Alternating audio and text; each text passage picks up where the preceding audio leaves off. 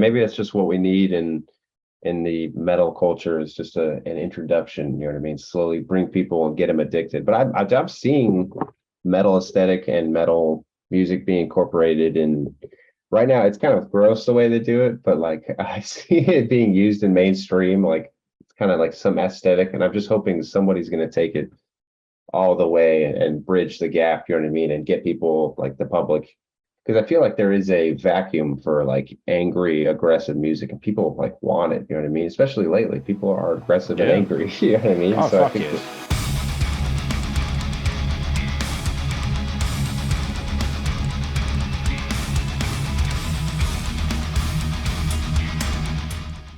Greetings, friends. What's up, and welcome to another episode of Into the Necrosphere. This week, I'm catching up with my friend Scott Carstairs of Fallujah. We spoke all about their fantastic new record, Empyrean, and we also spoke about how growing older and wiser has matured him as a guitarist and a songwriter, amongst several other rabbit holes that we went down. But what a great guy. What a fun conversation. You guys are thoroughly going to enjoy it. When it's done, don't go anywhere, because my critical eye is going to be cast across the new Behemoth record, and of course I will also jump onto Metal Storm and give you my first impressions of the latest tunes being dropped by your favorite bands on my weekly news, rant and react segment. If you're new to the podcast, make sure you elbow drop the subscribe button on your podcasting platform of choice. Leave me a 5-star review, follow me on social media, and if you really love the show and you want to show your love and support, then head over to the Into the Necrosphere Teespring store. All of the money that I make on that gets plowed straight back into the show. So thank you very much to those of you who have done so already. And for those of you that have not, you too can wear the fashion-forward yet grim hoodie that I am currently sporting, for those of you guys watching this on YouTube. When you're done with this week's episode of the show, also do not fret, because you don't have to wait a whole week for more entertainment. My fellow horsemen of the podcasting apocalypse have got you covered. On a Monday, Brandon Legion brings you Horrorwolf 666. On a Wednesday, Mike Hill of Tombs and Scorpion Throne brings you Everything Went Black. On a Thursday, Mike returns with his co-hosts Jeff Kashid and Mike Scandardo, delivering one of my favorite weekly podcasts, Necromaniacs. And then on a Sunday, Carl Hykara drops Soul Knox, a cult-centric podcast, perfect for the Lord's Day. But folks, if this is your first time on Into the Necrosphere, thanks so much. I hope you are going to enjoy the next 2.5 hours with me. Let's head now to my conversation with Scott Carstairs of Fallujah. So one thing I was gonna bring up later on, but I kind of thought about mentioning it to you now. You guys are about to go on tour with my friends in Psychroptic. I had Jason on the podcast a couple of weeks ago, and I had David on a few months back. And obviously, I'm also a big fan of David's other work in the Amenta and in Werewolves. But that's a serious lineup that you guys are taking out on the road.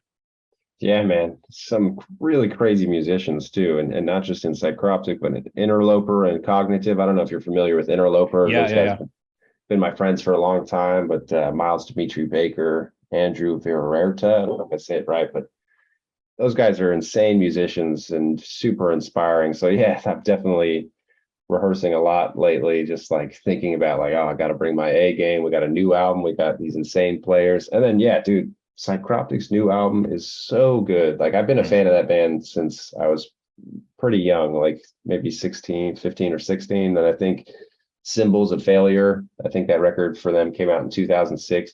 That's how I became a fan. And like I've always kept up with them, which is not usual for most bands. And when this record came out, I didn't listen to it at first. I was just busy doing other stuff, but people on my stream were like, "Oh, you gotta go check it out." So I finally listened to it, and I was like, "Whoa, this shit is insane!" Like, there's like an insane energy on it, and it reminds me of the same energy that we had with our record. It seems like it's like certain people, the pandemic happened, and they kind of got like, you know, sad or whatever and had to deal with it, or some people got all pissed off and like put all of their time and effort into something like a record and stuff. And I know that's what we did, and that's what it sounds like Psychroptic did. And you know what I mean? It's just like you're listening to this record, there's so much energy, it's so pissed off, it's like so fast, but the riffs are so well thought out and embellished in this awesome way. Yeah, definitely can't wait to watch them play it live. It just sounds so good. You make an extremely good point there, and I hadn't really thought about it before, like before you brought it up. But there was definitely comparisons for me between As the Kingdom Drowns, which was the record that they put out before Divine Council, and Undying Light, in that I had been a fan of both bands for a lengthy period of time. Both of those records, for similar reasons, it felt to me like the pedal was slightly off. In your case, Undying Light felt a lot more experimental, and there was a lot more kind of different influences thrown into it. And then almost exactly the same reaction on both of the new records. I heard Divine Council for the first time. I thought, Jesus Christ, this is good. Like, this is vintage Psychroptic. They're going back to, being super aggressive, exactly the kind of shit that I like. It reminded me a lot of, and I need to remind myself of it, but The Inherited Repression, which was one of my favorite records that they had done. And then it was kind of the same with you guys. Like, I heard, so with you, it was even, there's like an ad crease to it that I'll mention in a second, but I heard the first single that you put out off Empyrean, and I was like, this is fucking badass. I mean, these guys sound like they've poured a lot of high octane petrol in that engine.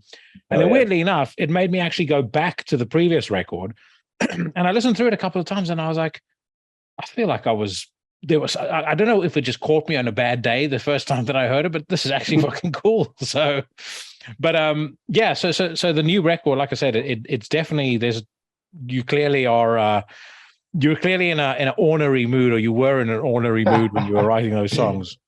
I think I don't really know what Psychroptic was doing and their whole journey with it, but I think, when you're, I've been the primary songwriter for this band since I was like 15, or, you know what I mean? We played our first show when we were 16. It's the only band I've ever really performed with, give or take some random performances with bands. And I think you get to a point where it's like, this is your artistic expression, and people are looking at the band and examining it from like an outside, and like, oh, look at the choices they make, and like how they're evolving into this sound and into this sound. And it's not like we're sitting there like the council, like we need to go this direction with the band. It's more so like, we're going from 16 to 30, you know what I mean? And our tastes and our skills are developing, you know what I mean? I remember like the guitar player I was when I first started is not the same now. Like I've had, lots of experience with like jazz, getting guitar lessons with Christian Munzer, like he changed my playing, and then going on tour and being exposed to all these crazy guitar players, they changed my playing. And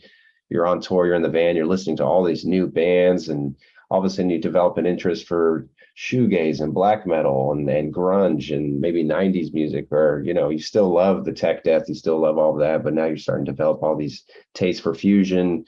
And, you could see us incorporating it into the music kind of slowly. And it gets to a certain point where it's kind of like, I'm going to just do exactly what I want and finally scratch some of these itches that have been developing over the years. And I think Undying Light is like kind of, you see like the result of members changing and us trying things that we'd never been able to try before, maybe because of those members, you know what I mean? So it's just kind of like, we just kind of exploded with this freedom, you know what I mean? And for me, it was like challenging because I was trying ideas that I wasn't used to trying. I was used to, I'm going to improvise a death metal riff and then, get these atmospheres and arrange them similarly to how I did it before. Or this one, I wanted new sounds and new textures, and even conceptually, like the way the riffs are structured, I wanted to like try new things. So it was like way more tedious, and it was kind of like, it like challenged my brain because I wasn't really depending on like improvising and just letting it flow out. I was trying to create something new, you know what I mean? And getting that done, it like felt so satisfying, and it felt like such a, like almost like a relief. Like, yeah, we tried all these things that we've been thinking about for years, and it finally comes out. It was just like, it was so clear what the following record had to be, this one, Empyrean. It was just like, we knew exactly what we wanted to do. I think just discussing it in the van and just like visualizing what it'd be like, we wanted to, it's like, we were able to step away from kind of our like intense tech death sound and go this other direction. And now that we go back into it, I feel like I've got much more fresh ears and much more energy and enthusiasm to do it. I don't feel like I'm repeating the same moves. I feel like I'm somewhere new, you know what I mean, with new experiences. Like that's always the weird thing about writing music, is it's almost like you need time away to like grow yourself, then to come back to it. So that way you write new music. If you just stay in the same point, you know what I mean? And you don't develop anything. To me, the music even kind of starts to sound the same or whatever. And so yeah, I don't know. I think we just felt really refreshed and really kind of clear-headed when we did it, and also kind of like reminiscing about the band and what the goals of the band are. Brought back up some older goals, you know what I mean, and really got in touch with some of the stuff that inspired us in the first place. You know, when we were younger, we were listening to all these like unique leader bands, and bands like Necrosphere, Severed Savior, Spawn of Possession, Deeds of Flesh, the Faceless, Decrepit Birth, Odious Mortem. It was like, that was like my whole world, you know what I mean? And like, that was all I wanted to be, was just emulate, not make the same music as them, but have the same amount of like complexity and kind of the feeling of being immersed in a world, you know what I mean? That was like the original kind of goal. And we've always kind of done that, but I think we knew that we wanted this record to be like us matured after touring for years and trying all these different things with music, clear-minded, like attacking this album with like a clear vision and bringing all our skills and trying to bringing it, hit some of the goals that we wanted earlier, but bringing it way further as far as like the complexity and the elegance of the flow and the riffs and the transition. And yeah, man, it's just, there was definitely, like you're saying, like we're on like high octane. There was definitely an energy, 100%. It was like a mixture of like inspired to try these things out, also inspired by the fact we're in this weird thing with the world. We have all this extra time. Like, this is not the same setup as I'm used to. I'm used to having a tour happening in a few weeks or a couple months. So there's like this urgency, like that's all gone. You know what I mean? We're kind of coming off of a record that, like we really cared deeply about, but like some of our fans were criticizing, and you know what I mean? So we kind of had that energy, like, oh, you want something? I'm gonna give you something. You know what I mean? Like, and it's just kind of like, I don't know, it's a really awesome thing to see the people that were involved with the album, just the enthusiasm and the energy. It was almost, it reminded me of the first album, not in the sense of like the content and the music, but that energy where like, with that first album, I knew it was going to be our first thing and our introduction to the world. So we had to give it our all, you know what I mean? Because we're never going to be able to change it. And it doesn't matter if we're 17 or 30, like when they go back and listen to that record, they're not going to know how old we were or what we were dealing with, you know what I mean? It has to be sick despite all of that. And it was the same feeling with this record. It has to be amazing no matter what's going on with us and what obstacles are in our way, because we need to set like the precedent for the next 10 years for this band if we want to keep doing this. And it has to be absolutely insane. And that was just ringing in our heads for every little section of the process. And I'll include Mark Lewis as well, because Mark Lewis, he worked on the last record as well as Dreamless. And we chose him to work on this record. And he had the same exact energy, you know what I mean? He wanted to put out something that just absolutely melted people's faces. It's like, oh, you didn't like the last one? Well, I'm going to show you with this one. And I just seeing him, because he loved the last record. It's his favorite record, Undying Light, especially because the tones, everything we did with the tones just came out so sick, and the mix just came out so awesome. So like, just the amount of hours he put into this new one, just watching him, it's just like, because normally he'll cut it at like 6 or 7, you know what I mean? We were going till like 10 p.m. He was getting up before me. I'd be like laying in my bed. I'd be hearing him editing music like well before I was going to get up. I was like, God damn, you know what I mean? And then also normally be like, all right, well, your flight's on Friday. We're just gonna have to rush through these last 2 songs. He'd just be like, change your flight. I don't care. Like, I mean, it's like, it doesn't matter to me. We're just let's just be here longer and get it done right and hold, just the time he took into finding each little piece of the tone. It's crazy. It's crazy how tedious it was. But the thing that stands out about this record, in many ways, it's kind of like, it's almost like, I'm trying to think of the right way to say this. It's like the bridge that might have come before the previous record, if you understand what I mean, because it has a lot of those diverse influences, but it retains a lot of the heaviness. So you could almost see it as like, and this is as you were explaining that, I was thinking again to my experience of going back to the previous record and on further investigation, really enjoying it. But it's almost like these new songs primed me for that, and primed me to go back and go, Jesus, actually, they were really onto something here. And then the new material, it's like a lot of those diverse influences are really nicely distilled. but it's delivered through a as we've said, it was a really energized machine.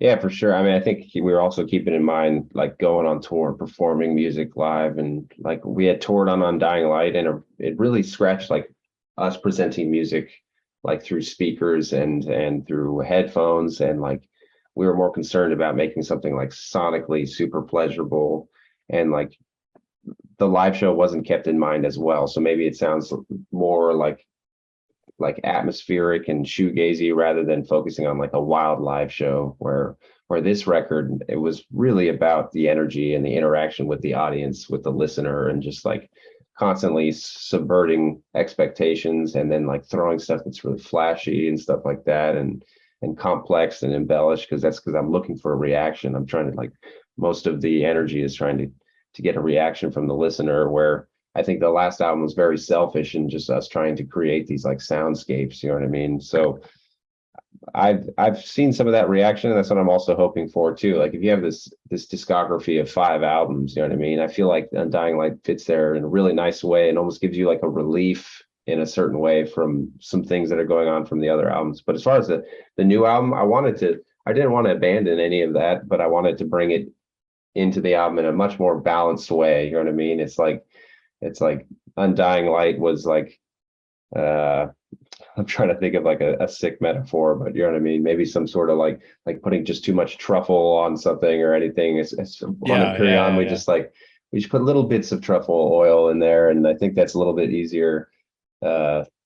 Or I don't know, I think of some sort of spice or whatever. Too much barbecue sauce. Yeah. But every once in a while, you want a full barbecue sauce album, though. You know what I mean? Just fully drenched or whatever. Maybe some people it was too much sauce, but that's fine. I think you got to try it or whatever. But yeah, I mean, just from like a theory guitar player perspective, I definitely took some of the things I learned with writing Undying Light, like straight up like some of the guitar chord voicings, and how some of the chord voicings, I would rearrange them differently to be like major, but still have like this nice heavy chunky to it. And there's even some kind of key changes and little progression tricks that I learned from that record that I might just kind of like spice in the new record, little transitions, you know what I mean? Ways to change keys that kind of like the mind can't really like pick up on, you know what I mean? I was always searching through that for that. And maybe I'd pick it up through movies and soundtracks or whatever. But yeah, it still kind of brought that in that album. So when I listen to the new record, I still hear some of the tones and vibes that I got from Undying Light. But like you said, it's presented with like this energy, you know what I mean? It's this fast paced, like super embellished tech, and you just get little tastes of that throughout the song. And I think I think it works really well with what we're doing right now. Yeah, I agree. One thing you've mentioned that I think a lot of people underestimate, right? You mentioned, you'd been writing music for this band from the age of 15, and I don't know how old you are now, but I mean that in my experience, I'm 42 now. That period from the age of 20 to 30, maybe even I would argue in my case 40, but 35, that's a period of time when a young man does so much growing and so much changes in the way that you experience life, you see life. And I would imagine, I mean, it has to influence you as an artist, especially if you're making music that is, that's coming from a place of inspiration or from a place of honesty, right? If you could very easily have made a dishonest record and just go, well, we're going to just keep doing exactly the same thing we did on the first album over and over again because people liked it. And then you'll get to a place where people start thinking it sounds robotic and it lacks any soul. But just on a personal level, the growing up that you must have done during that period, especially going on tour with a band and the band gaining the momentum that it's gained. I mean, that is, I think anybody that would criticize changes to a band like Fallujah probably misses that in the equation, right? How much of these guys changed as human beings in the time since the band started. Yeah, I mean, totally. And because you're a lot of people, maybe they just see it on Spotify. They just see it. This album came out this year. The same album came out this year. But like, yeah, where were they at in their lives? What members were in there? And that had a huge effect on everything, because this has been the only way for me to express myself musically. You know what I mean? It's not like I have a side project or solo albums or anything like that. So when I learn something and I hear something from a video game soundtrack, or maybe I like went and learned took an Alan Holdsworth line and figured out a chord progression, and I want to express my love for that and incorporate it and do an homage to it. Or the only place I could do that is with my band Fallujah. You know what I mean? And I do that all the time. Like with like Dreamless, I put little like homages to like David Bowie and Interstellar, and like just little tricks and stuff in there. And that's really I like Easter eggs. I like the way that is, and video games and stuff like that, little hidden things that the creator puts in there and stuff like that. But yeah, it's just like, this is our only way to express ourselves. So of course it's going to develop with us and with our tastes. And yeah, like you said, it's you're not the same kid you are when you were in your bedroom at 17, never been on tour, never seen outside of your state or country, you know what I mean? And you're just listening to your bands and just trying to use your imagination. And then, 10 years later, you're trying to write a record, and you have all these experiences of being on these stages with all these different bands and festivals in Europe, and you've listened to all this music that's been shown to you by other people. You've just been exposed to so much, and you can just see and also you're exposed to all these different pathways that people can take. You know what I mean? Like you're watching life, and you're like, oh, so that's what happens when a guy does that, or when a band does this. You know what I mean?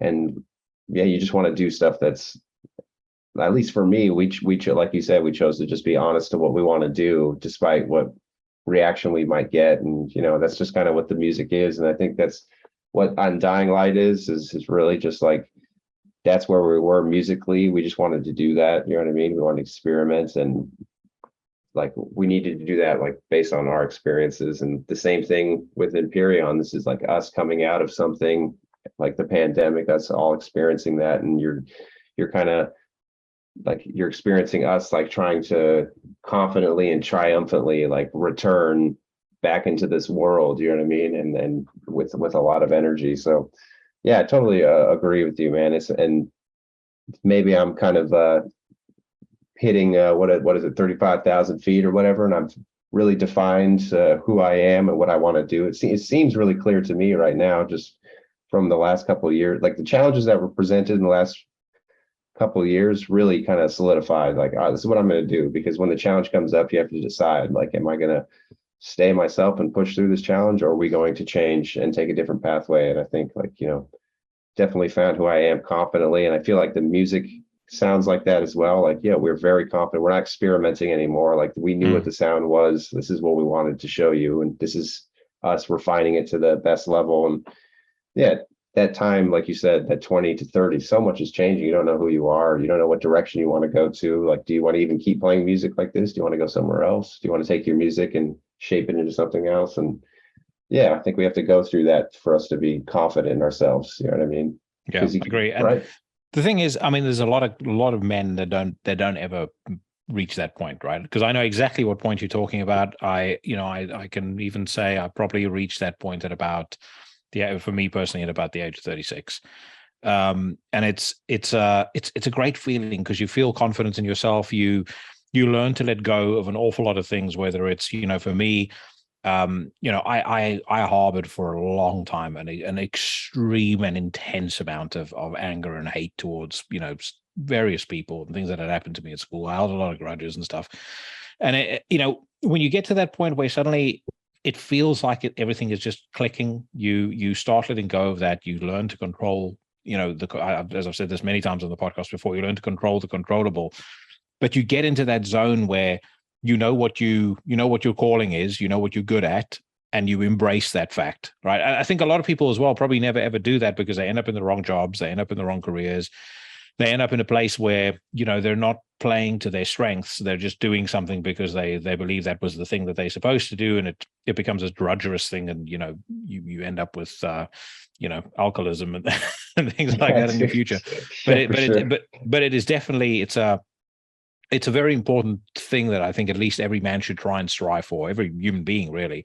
But I can speak only for my own experience. But like, you need to strive for that point where you're confident in yourself as a man, you're confident in what you were put on earth to do, and you embrace that. You don't kind of try and shy away from it. You don't try and change it or tweak it or anything like that. You just are. Dude, I totally get what you're saying, especially when you say it's like the part of it is letting go, right? It's like, I relate most to what you're saying. Like, yeah, and you're holding on to things, like maybe you were holding on to certain things, but when you're in that period of time where anything is possible, you could be anybody, like you're like constructing yourself almost. And like you said, to get to that point where you're confident in what your calling is and what you're meant to do, so that way you can just like work on it as opposed to thinking about it and trying to tweak it and change it, is almost like you have to go on that little bit of a journey, trying things and failing at things, and then eventually get to the point, like you said, where you let go of some of those things that you were trying to do, because you need to realize that it's not like anything's not impossible. You should always be able to strive for any goal, as impossible as it sounds, but you realize like that's not really who you are, and you tested it out, and like, this is who I am. I need to do this at the best level. And because it's like one thing to realize what you're supposed to do, and that's almost like step one, you know what I mean? Now it's like, okay, now I know who I am. I have to put all my energy into refining these skills and being really good at this thing. Now that I know this is what I'm going to do, I'm going to put the next 10 years into this, because we're certain about this, you know what I mean? And you can start becoming, the next level of whatever you want to do, and less distracted, you know what I mean? Like, and that's kind of funny you bring that. It's like, that's literally kind of like how the albums were for me, you know what I mean? It's like the band has been searching for sounds and trying this thing, and like Undying Light was like that ultimate version of like, we're just going to go in crazy directions and just see how it feels. And then you kind of realize, after trying all this stuff, you realize who you are through all of that. And like, the music, it's no wonder the music was written so fast for this new album. Like, it was just, we just basically improvised. It just kind of came out because we were just so confident. It was just so clear to us. It wasn't really fighting it. Like, should we do this? Should we do that? Are we this? Are we that? It was just like, just let it happen, be confident in it. So yeah, that's cool, man. It's a kind of interesting thing I've never really reflected on, I guess, until this conversation. You get free psychiatry as part of coming on the podcast. Yeah, I myself was not a psychiatrist, so this is as bro psychiatry as it gets. But I mean, I can say this. I mean, for me, the step change in my life was thinking, what kind of person do I want to be? Like, what is the ideal version of who I am? In my own mind, and I think it's different for everybody, right? Some people want to look like Arnold Schwarzenegger in Predator. That's what I wanted to be when I was young. That'd be cool too. Some people want to be an incredible guitarist. Some people want to make a lot of money. Some people want to, make crazy scientific breakthroughs. And what you need to do is you need to figure out what's the ideal and also realistic version of yourself. I would love to, be a pro skater, but I as much as I was a skateboarder for 12 years, I also realized as much as I love the sport doesn't love me back. So it's finding what you have an aptitude for, embracing that, realizing, okay, this is what I'm going to use that as a vehicle to get me to where I want to be. And then that's your entire being starts getting focused on that. And once you do that, you cut through all the clutter, you let go of a lot of those things that were holding you back, a lot of the grudges, the anger, the resentment, the frustration, all that stuff. That all goes, and you just find that you're so much happier. And I find, like, if I listen to the new Fallujah for an example, I mean, there's so much confidence to the record. Like, you can hear it coming out of every single song. It's like exactly as you say about, all of the things you're saying to me about, how you knew what it wanted to sound like. It's a really assured record, probably the most assured record you guys have ever done. So it's awesome to hear you kind of saying that too, because I was curious as you were kind of talking about these changes and stuff, and how young you were when this actually got started. What was that journey like? Like, when you were like firstly, what was the first show that you played with Fallujah where you were in front of a big crowd, and it was kind of one of those big deal shows? You were either opening for like a big band, or you were on stage thinking, how in the fuck did this happen? Yeah, dude. It instantly, a memory comes back to me. I don't even have to search for it. I think it was we got offered to open for Summer Slaughter in 2012, and it was at the Fillmore. So like, we're from the Bay Area, we're a Bay Area band, and yeah, the Fillmore was where I went and saw like In Flames and Trivium, and I also saw like, I'm thinking back to shows where I was like really young. Like, my dad took me, I think my uncle took me one time, and like this, like that was like the first time like going into the city, and like this, like, that venue is really, it's like an older venue and has a very like regal look to it or whatever. And I just remember always like, man, this is magical. And when we finally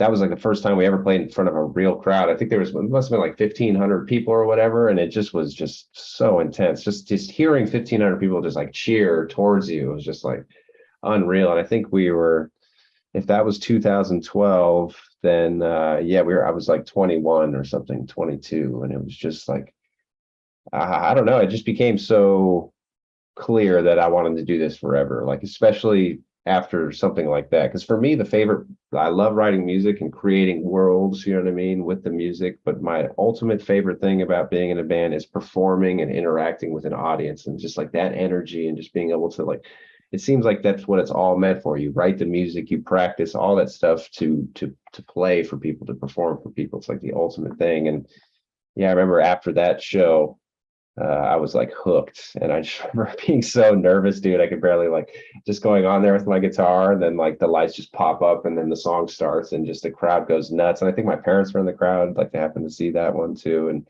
yeah, that was just like, that was the beginning of the end. And I think the next time I had like a geez moment like that is when we played Hellfest in 2014, and we got put in front of like 12,000 people on one of the stages, and just like, oh my God, this is absolutely insane. And it's not just 12,000 people sipping on coffee and like playing on their phone. They're like, it's Europe, it's like people are engaged. They're like super hyped up. So see, I think, yeah, around that time that I played that Summer Slaughter show, 2012, I was still like going to college. I was still kind of like had a, kind of like, yeah, I do this, but I'm still doing this. And you know what I mean? Like my parents are kind of like, you're still like looking for their approval and stuff like that. And I think it was right about that moment where I was like, yeah, I think it's going to be a secret for a while, but this is what I'm going to do. And I'm going to slowly, and then, yeah, I think we got 2013, we got a tour to go to Europe with Suffocation. And I dropped out of college and put everything into that from that moment on. Yeah.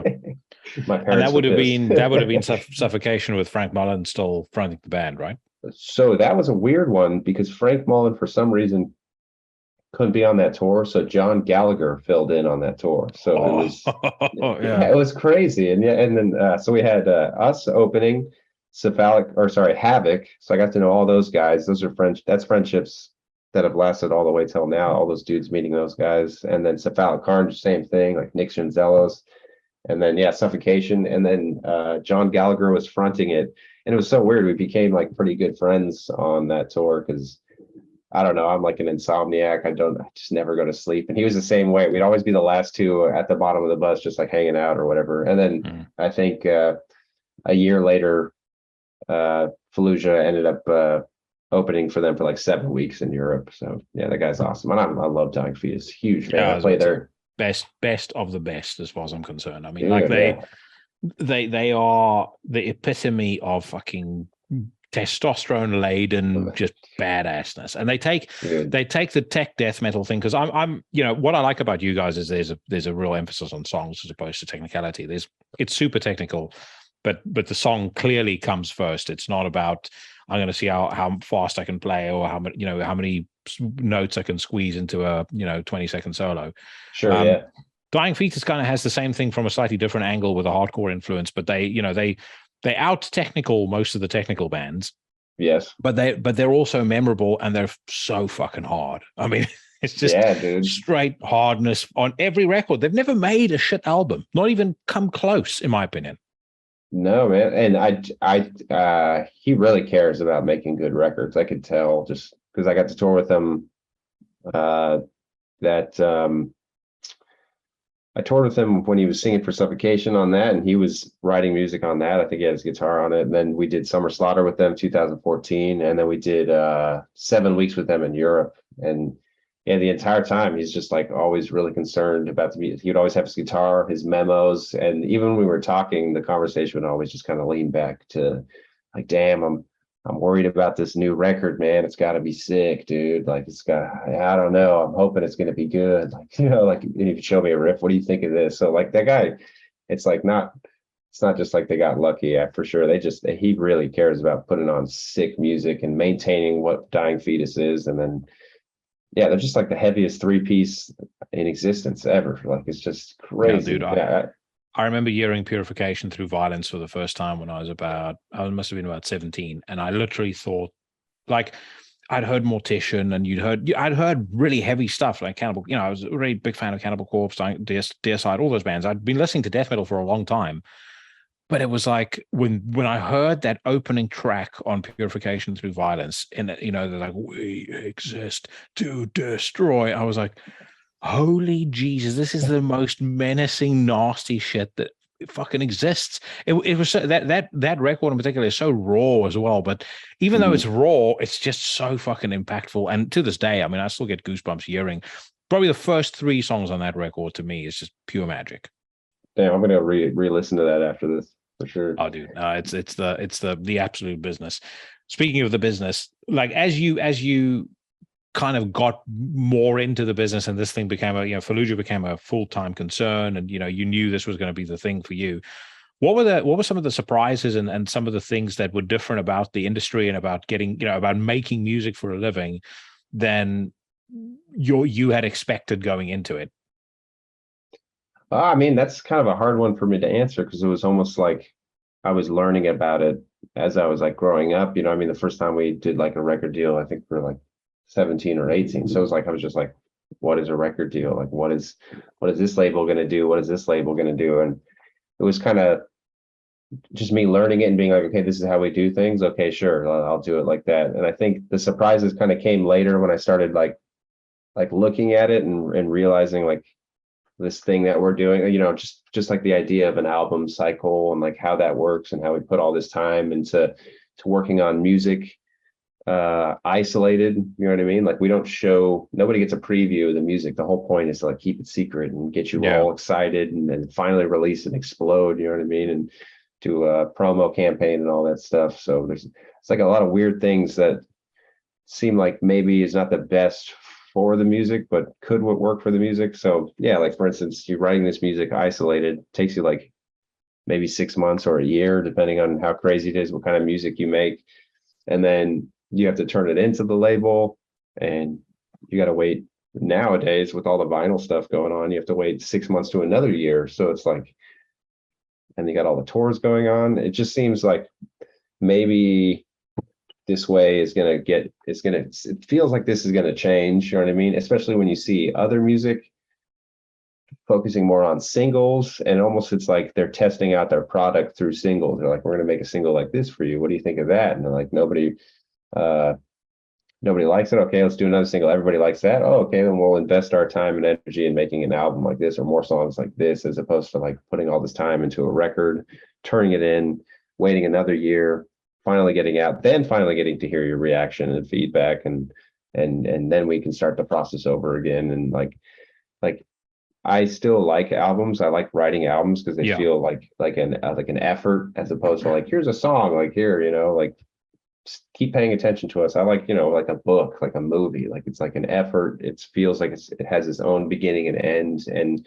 it really represents the time where the band and the people were at the time, and all that stuff. I love albums, but I wish there was just things that could be sped up or changed a little bit differently. You know what I mean? Because it's crazy that we'll have artists that can go to the studio, finish a song, be like, all right, this is perfect, and then they upload it to Spotify or something like that. And it's like, boom, it's this constant interaction with their fans. You know what I mean? And I think metal, it's because I love the way it works. I love the way albums, again, like I love how that works, but I feel like it's almost like crippling for a band. How are we supposed to get all these bands to move forward without putting out an insane amount of work that might affect, I don't know, the musicians themselves, or you know what I mean? It just seems like a very slow process, and because of it, I think metal grows really slowly. You know what I mean? And careers take a lot longer to take off, unless you get lucky and you have like some sort of single that explodes your band or whatever. But it's a very slow burn, and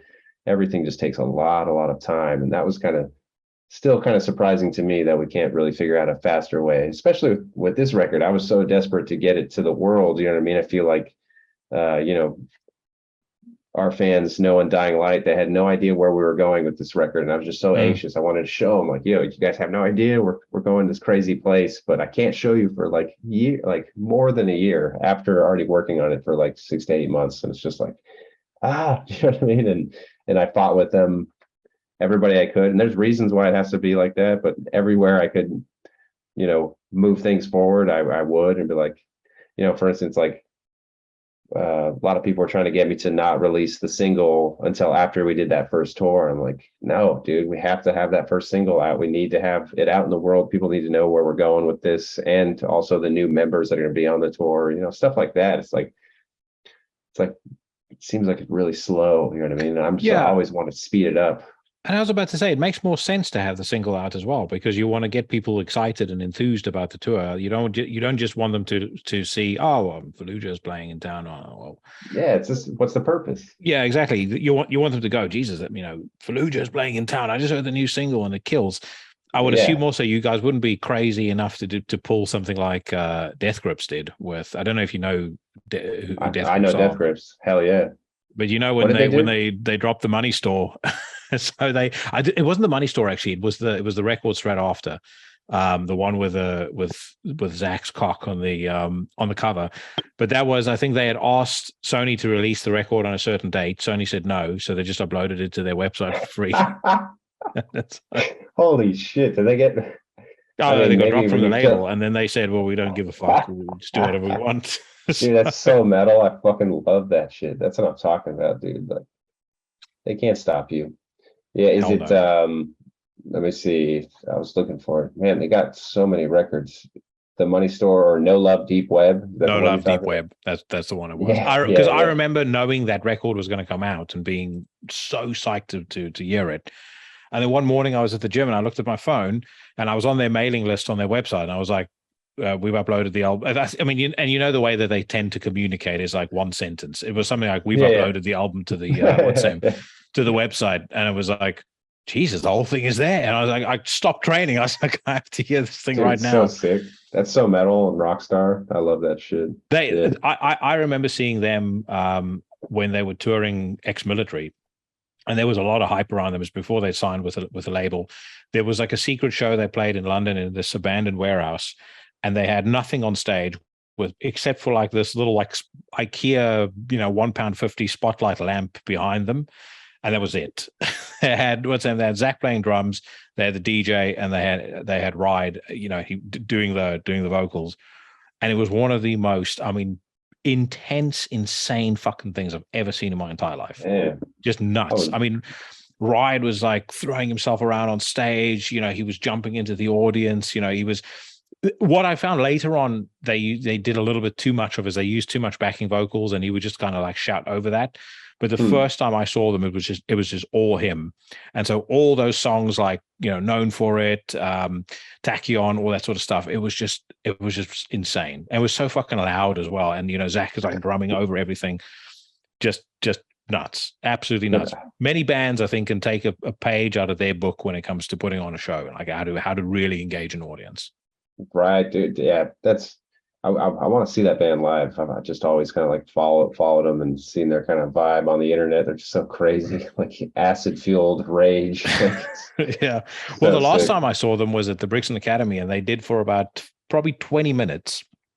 They just had this like high-pitched whine play over the PA, and it sounded, it's like an old video game, like an old racing game. You literally just hear boom, boom, boom.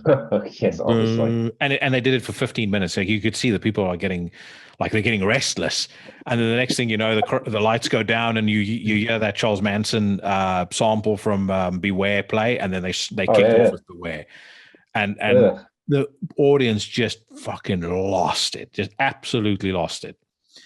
It's funny that build on tension, and it's funny I've seen bands do the opposite. Like, dude, I went and saw Deicide the other night in downtown LA. It's like the opposite. It like reminds me of, like you're saying, like take a page out of them, like as far as performance. It's so funny seeing that difference. Like just watching like like, you build tension, like you said, like they just did that thing, and then you release it all at once. You just get people fucking hyped. It's funny watching Deicide, and just like, I don't think they give a shit about any of that stuff. Like, I think like Glenn Benton walked out like on stage simply to like turn his amp on or something and like tune his guitar.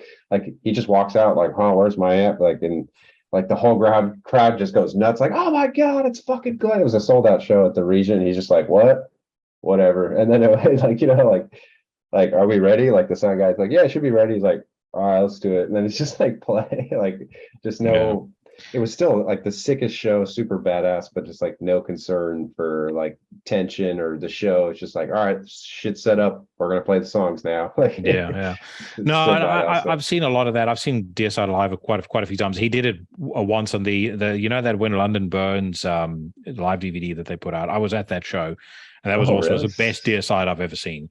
Oh, damn. But the I must say I'm on the side of the tension. I want the razzle dazzle, and because it takes me back to the excitement of seeing Slayer for the first time, and just so many bands, man. Like I love that build up. I love the the roadies on stage, the techs doing the guitar stuff, you know flashing the fucking when they hit the flashlight, okay, it's coming.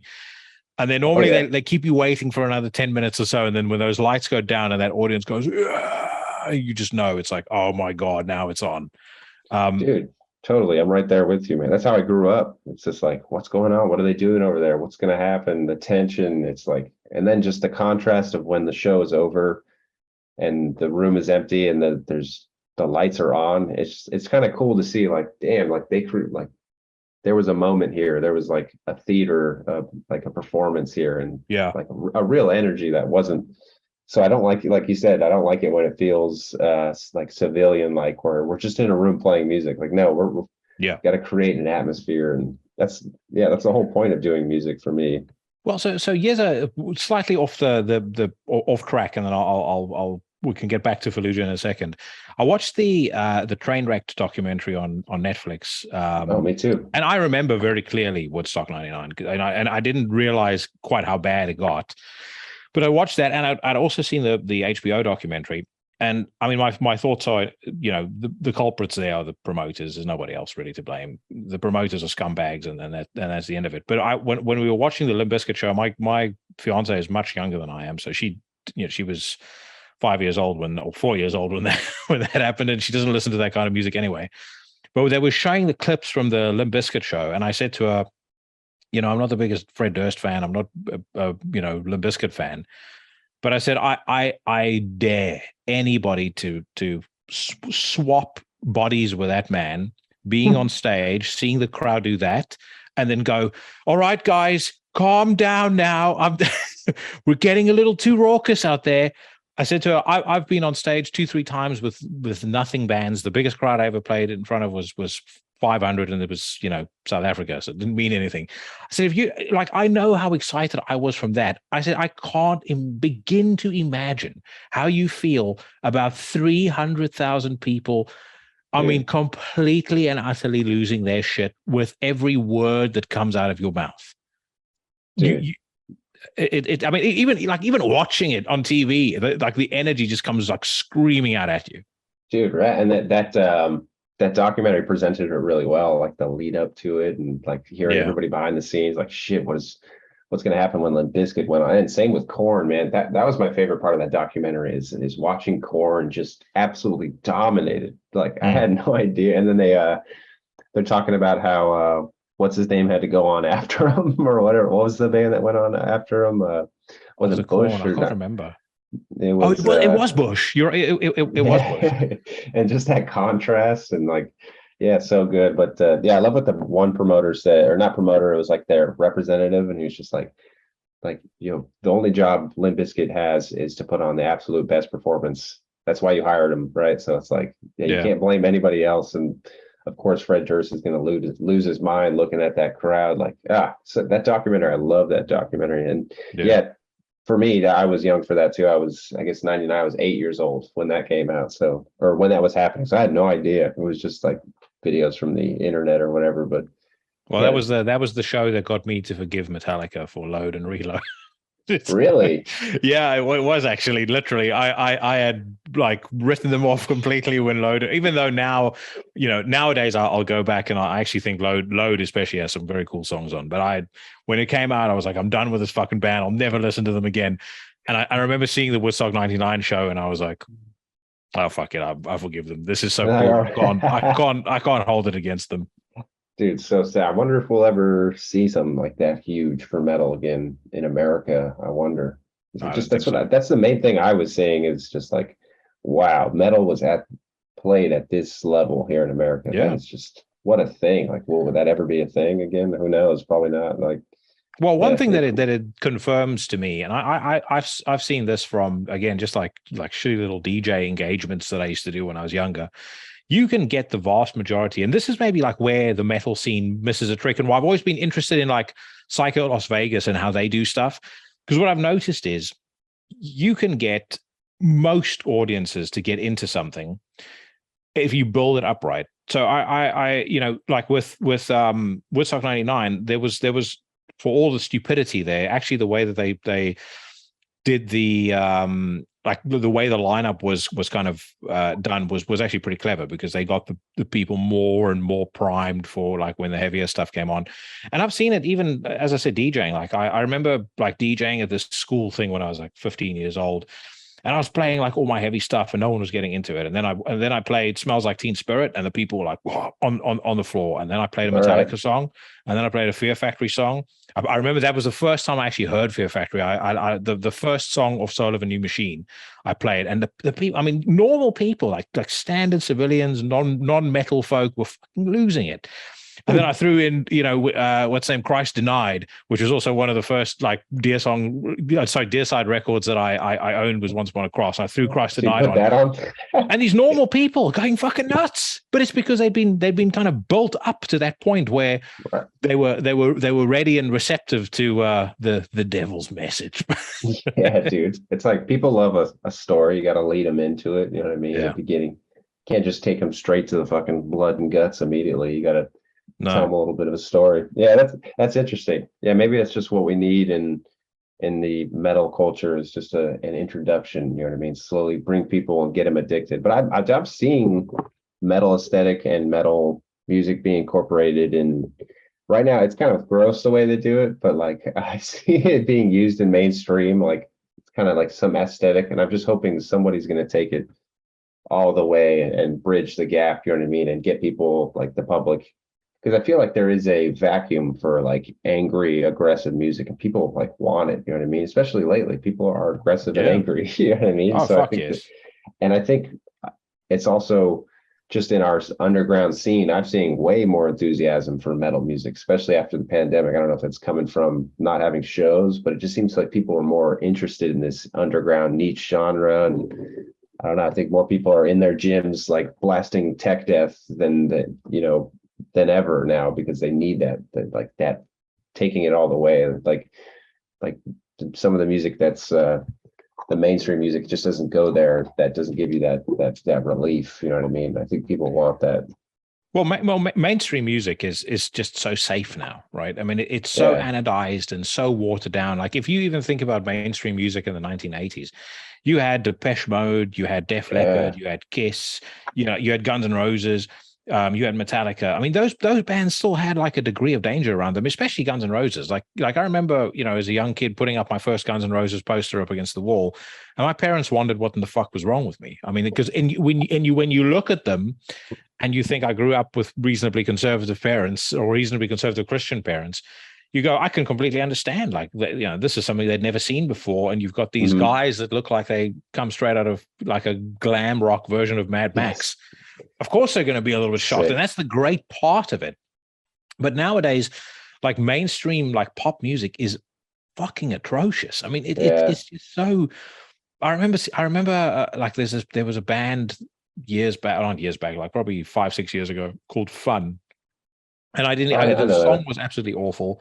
But when I heard the band's name, that was what was to me the most offensive, because I was like, seriously, like Fun. We've gone from Knights in Satan's Service and Def Leppard and Guns N' Roses to fun. Like, what the fuck is wrong? That is like, kind of funny as fuck to say it like that, actually. Exactly. Like middle even of the road. even mainstream rock music or mainstream music still needed to have some degree of rebellion. Yeah. Yeah, it's like you're seeing the end, or not the end, but the result of like 30 years of it, like 30 or 40 years. Like, I guess if we're going from like the 80s, but it started way before that. But like this process that was kind of very loose, you know what I mean, with like the relationship between record labels and advertising and marketing, and it's gotten tighter and tighter and controlled, and to the point where it's like we're only going to fund sure things. It reminds me of how movies are too. It's like an industry that's really established itself and how it does things, and also like how it protects its like profits, you know what I mean? Making sure we only go for ideas that are safe, you know what I mean, that are guaranteed. And that's like how singles and stuff, like we'll put your single out, if they like it, then we'll go for it. If they don't, then fuck you, we're gonna go find somebody else that is gonna work out perfectly. And yeah, it's just like movies. It's like the movies that get funded now are just so safe and kind of just like we've seen it before, and usually they're remakes. Like studios won't even get involved unless it's like for sure. And I guess there's not enough room for risk anymore, and I don't know, it's kind of just what it is. It's because of how expensive everything is. I was on the Horrible 666 podcast as a guest not long ago, and we were talking about the whole process of financing movies. Specifically, we were discussing Aliens. And I mentioned to the host, my friend Brandon Legion, that Aliens only cost $18.7 million. But like if you shot that movie today, it would probably be about 250 million, rough estimate. And because of that substantial amount of money, now suddenly you have the financiers involved. And when the financiers are involved, you've got the corporates involved, Goldman Sachs and all the banks that bankroll this. And then on top of that, you've got ESG involved. And they have to be seen to be doing X, Y, Z with their money. And so basically what I think ends up happening is you have a script and they just rip the script up completely because they go, well, we need to change this character, and this character has to be from this demographic, and this can't happen in the movie because we don't approve of it, et cetera, et cetera. So that kind of freedom that artists had in the 1970s that led to things like The Godfather, The Exorcist, Apocalypse Now, that's gone. No one has that opportunity anymore. My fear is video games are going that same way. And I think like with music, I mean, thank Christ for the fucking underground and the fact that it's actually more accessible now as far as being able to record. You can have a setup in your home and you can record a decent sounding record without needing a record label. So music has almost gone the opposite way, which is why I think there's so much exciting stuff coming out. But video games and movies, I mean, it's at a point where I've seen some decent shows on Apple TV recently, but for the most part, it's not like it used to be where I can remember keeping a spreadsheet of all the movies that I wanted to see because there was so much stuff coming out, especially around sort of the fall winter time when people are trying to get awards. They would just put out one after the other superb film. But nowadays it's like 1 in 20, 1 in 30 is worth watching. Yeah, it's crazy. But dude, it's pretty amazing. Like when Dune came out, I was just so impressed. Like, man, thank you for whatever you had to do to get this out to us like this, because I just am amazed that it came out so good and had to go right out of that industry. Like, just feel lucky that guy made that film, or that guy exists and people trust him enough or whatever from his path of making movies or whatever. So it's like when we finally do get a good one, it's like so special. You know what I mean? It's like Denis Villeneuve, though, I don't know what kind of bargain he has struck with Satan, but he seems to be absolved from Hollywood interference because he got away with Blade Runner 2049 with no studio interference. And it's a phenomenal film, but it didn't do very well commercially.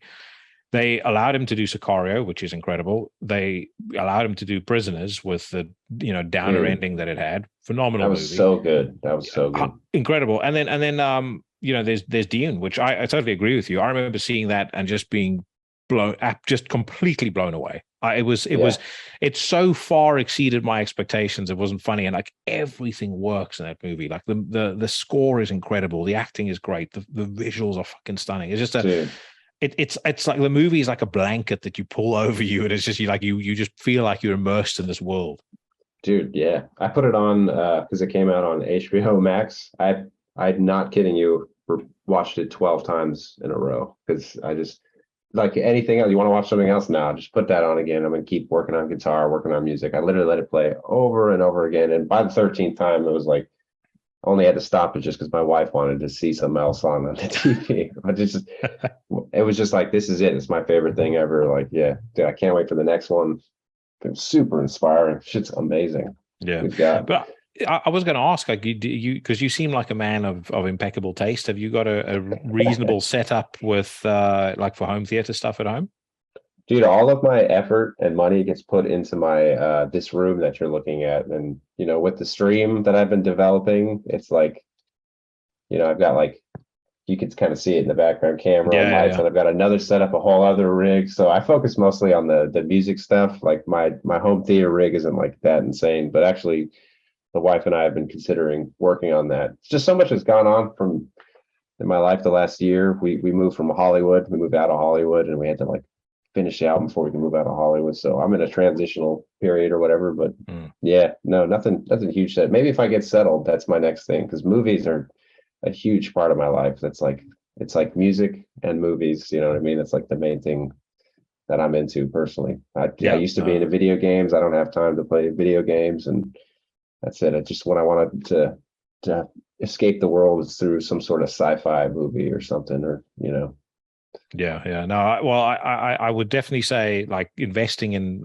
like home theater, like a decent home theater setup. Yeah, well worth it. I've spent an obscene amount of money on mine, way more than I should. So, so I've got I kind of started with my front, left, and right. So I've got Griffin Pantheon speakers on my left and right stereo. Sick. That's powered by a Griffin Diablo 300 amplifier. Then I've got an Anthem AVM70 processor that runs through a Anthem MCA 525 5-channel amp. They run the side and rear surrounds. And then I've got a Rel SX212 subwoofer, which is like a dual subwoofer. I don't have enough space to have them either side, so I just have the one dual subwoofer on one side. But even as it is right now, it sounds fucking obscene. I mean, that scene in Dune, for example, where they're landing on Arrakis for the first time and those drums are playing. I mean, literally, oh my God, you feel it in your fucking knees, dude. Yeah, every scene. Yeah. I watch it with headphones. I have my in-ears in, and that was awesome. But yeah, I need a good sound system. That's the other thing, is I'm going from apartment to apartment. You know what I mean? I'm still not confident enough to get like a subwoofer. Fucking bust that shit out, dude. Like, dude, when I got divorced, I lived in a one bed apartment, and I got myself an SVS SB 4000 sub, which is, I think the peak that it puts out is 1,000 watts or 2,000 watts. And I was gracious with it because I'm not a noisy tenant whatsoever. Yeah. But the folks downstairs, when they would get a little raucous for their parties, I would turn something on, like turn music on or turn a movie on or whatever. And the girl told me one day, like they at first they thought there were fucking ghosts in the house because shit just starts moving around. Did you get complaints? No, never. Nobody stopped you from partying? Damn, that's no, sick. because I kept it, at a reasonable volume, and I wasn't obnoxious about it. Like I'd watch a movie at like 7 at night or something, but I wouldn't like, okay, 2 a.m, let's fire this fucking thing up. Dude, yeah, I feel like I don't have slack. Like I feel like I already make so much noise. Like, I stream from this room, and like even though the amp is not blaring, it's mostly in my headphones, I'm still yelling like into the mic, like, yeah, let's go. You know what I mean? And I feel like I make so much noise that to do that and then also have a subwoofer would just be like, I'm gonna get in trouble. Or it just wouldn't be very good. It wouldn't be very neighborly to do that. I don't know. But one day, dude, I'm gonna get a sub one of these days. Next album when the big bucks start rolling in. Well, although let's go. The Twitch streaming is going to get you pretty should get you in a pretty good spot reasonably soon as well. I mean, because that's growing, and maybe that's, I know you probably have to go, so maybe that's where we ended off. I know you're on Twitch. Yeah. How long have you been doing that for? How's that working out for you? Because I keep thinking maybe I should do something on Twitch as well. But oh man, I was going to say, I recommend it to anybody that creates content and like can do it live. Because even if, for me, it was like the pandemic happened, I needed to find something to do with my playing and occupying my time, but also trying to like create an income. And my main thing was like, bro, I'm a guitar teacher. I already teach lessons as like a side thing. So I need to bring more people to give guitar lessons through posting to Instagram and Facebook and YouTube. And I only got on Twitch because I think Nuclear Blast kind of like, they basically like, hey, we're putting on a Twitch like fundraiser for you, and where they like made us a Twitch thing. It was supposed to be like the pandemic helping out bands, but I was like, oh, this is kind of cool little thing. So I made my own channel and just kind of started it off as like conversations. I had like the shittiest webcam, the shittiest mic, but I could just could hear my guitar playing. I would like improvise the tracks and play a couple songs that I knew from the set. And eventually it turned into learning songs from the band's discography. Like people would come into the stream like, yo, do you know that song from that album? Like, no, but I'll spend this week learning it, and slowly keep learning it until I think I have like almost 7 hours of songs that I can perform at any time. You know what I mean? And the thing, I'm trying to get my song list open. Let's see, where is that? Songs I can play. No, there we go. Yeah, it's like I learned all the Fallujah's discography, give or take a couple songs, a bunch of Decapitated. I nearly learned all of Meshuggah's Obzen and a bunch from Kolos and the Violent Sleep of Reason. Tons of Gojira, I learned all of Cattle Decapitation's Death Atlas, learned lots of Dying Fetus, mostly Reign Supreme. That was the album that I toured with them on. So those songs are super nostalgic for me. One of the best songs ever, from womb to waist. That's the one, dude. You did, and yeah. So fun. Just a side note, I got to meet the chick that was on that song. She's like, "Fuck the baby, let it die." She came out to the Orlando show. I was like, that's so sick. Yeah. But so the Twitch thing, it was kind of like my way of like, I spent all this time, like hours and hours every day, practicing, maybe to perform some content or maybe something to do with the band or whatever. And it just seems kind of like I could do this stuff and broadcast it live and have discussions with people, and I'll probably get more work done, because when you're alone, you know what I mean? It's really easy to lose inspiration, get distracted, pick up your phone, look at something. But when it's like you and just like this conversation, like you're engaged, there's nothing gonna like kind of break that or whatever. Like I started seeing like the value in that, and I started getting a lot more work done. And I was also like in a much more positive attitude. I'm discussing Fallujah's music and metal music with people almost every day, and then coming off of that, going to write the album. So I felt like really immersed in the band's discography, like more in touch than I've been with it ever, just because I had to like learn the songs, perform it for people. And then I'm also getting feedback from people. I'm like, hey, what song do you want to see next? And it took me a while to get acclimated to what people really like about the band, because my version of the band is kind of different from theirs. What they like about it, like what attracts them, is different from me, because I'm looking at it from someone who wrote it and a guitar player's perspective. So it's like, definitely got a feel for what people love about the band, and that just made me feel like way more in touch when I was writing the music. And it's like, it'd be like the night after streaming to people and like seeing like, oh, that excites them. Well, you ain't seen nothing yet. I'm going to take what excites you, and I'm going to take it to the next level when I'm working on this music, and constantly having that like interaction of learning, playing songs, communicating with people, and then after the stream going to work on the music. Like, oh, I cannot wait to show them, like, if they like this, I'm going to make something 10 times crazier. And yeah, man, it's been something that's been really positive for me in my playing. It's allowed me to play more than I've ever played it before, grow this like awesome community that's like got my back for everything that we do now. It's like, it's a completely different experience than before the pandemic, like, because I got to go on a tour recently, May with Rivers of Nile. That was our first tour back, so it was really awesome for us, but it wasn't the same at all. Like every day I had like 10 people from the stream coming up saying what's up, what their username is, and it's like it's different than somebody that just commented on something on Facebook or Instagram. Like these people and these usernames, I've been having conversations about stuff with them for 2 years, and there may be, I think I have like 8,000 followers on Twitch, but like over 2 years, you can get a bunch of little moments with all those different people, whether it's discussing like what they're going through, or maybe they're suggesting a song, or maybe playing songs for them. It's like the ultimate way to connect to people. It reminds me of like when I was younger, and I would, because usually I was the guy sitting at my desk and I had the DAW open working on music, and I just had chaos behind me. Like all the homies were hanging out on the couch or sitting over there and,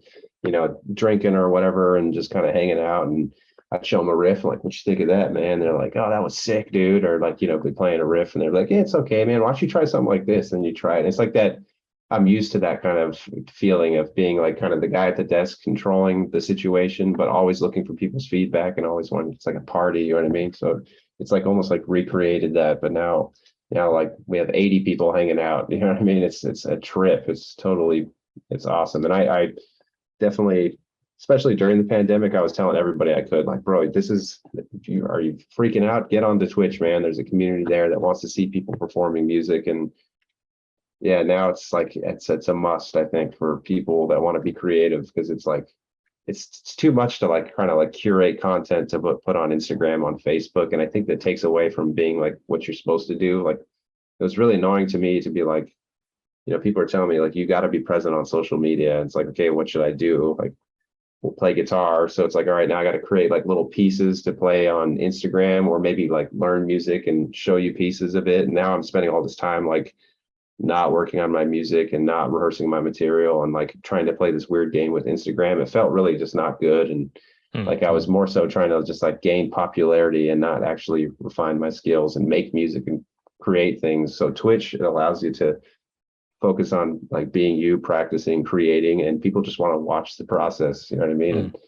And I definitely got to prove that with this album, because there was points where I was so busy recording that normally I would just be like, all right, guys, I have to cancel everything. I'm not going to see you guys for a few months, no streams or anything, but I didn't want to break that consistency and the connections that we had. So I just would, instead of showing you the album, I would just show you recording one lead. Like, so they watch me record a lot of the atmospheric stuff on the album, a couple lead lines, you know what I mean? I would just like make sure what I needed to record that day, rehearse it, and then show up for the stream. And they would just watch me record it, and we would talk and stuff. And I even had them, I brought the stream to when we went to the studio in Nashville and had a fly on the wall kind of webcam, and they got to watch us in the studio discussing things, arguing about things. And I kind of set it up in a sneaky way. Like when we were recording drums, they couldn't hear the music, but they had a feed of the drums, so they could just hear the raw drums being recorded. They don't really know what he's playing to, but at least you get to watch him mess up and go, fuck, do that again,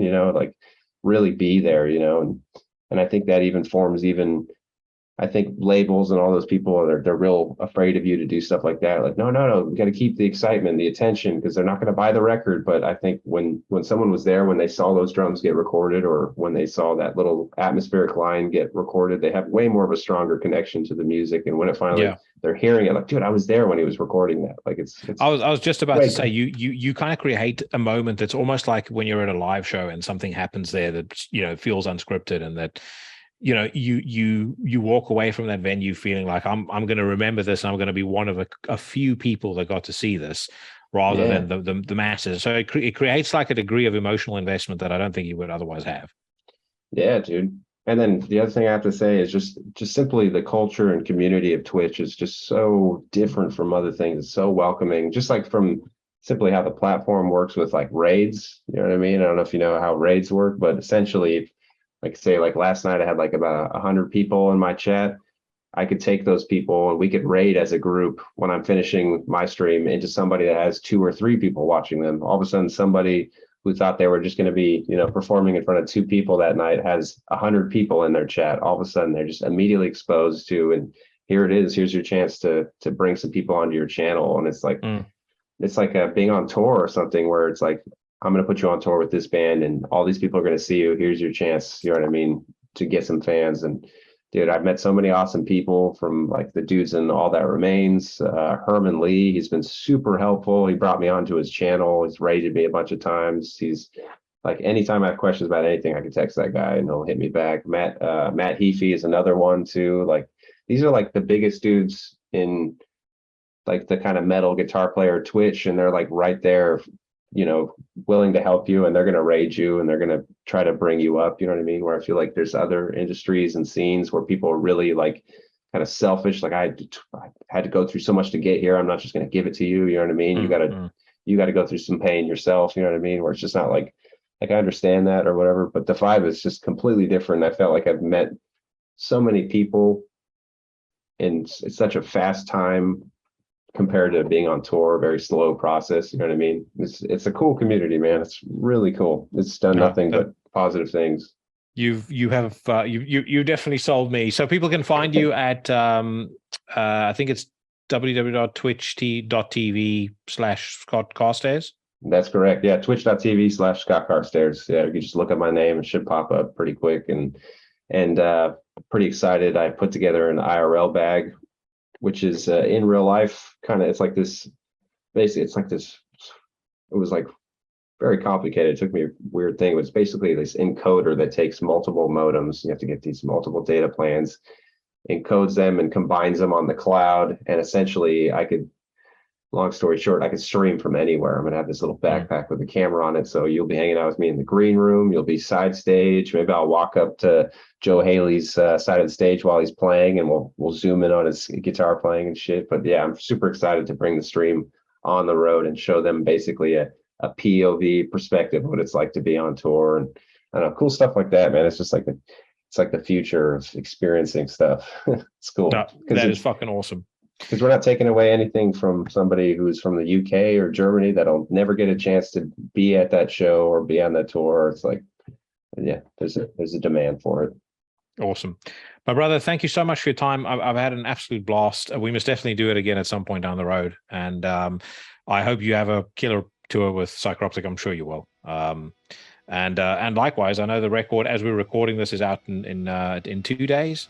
Yes, sir. I'm very, very confident it's going to do extremely well for you guys. So, dude, thank you very much for that, man. This was an awesome conversation. One of my favorite ones of the promo press run for sure. This was awesome. Best feedback I could get. Cheers, brother. Take care. Yeah, dude. Yeah. Yo, have a good one, man. I'll see you. Bye.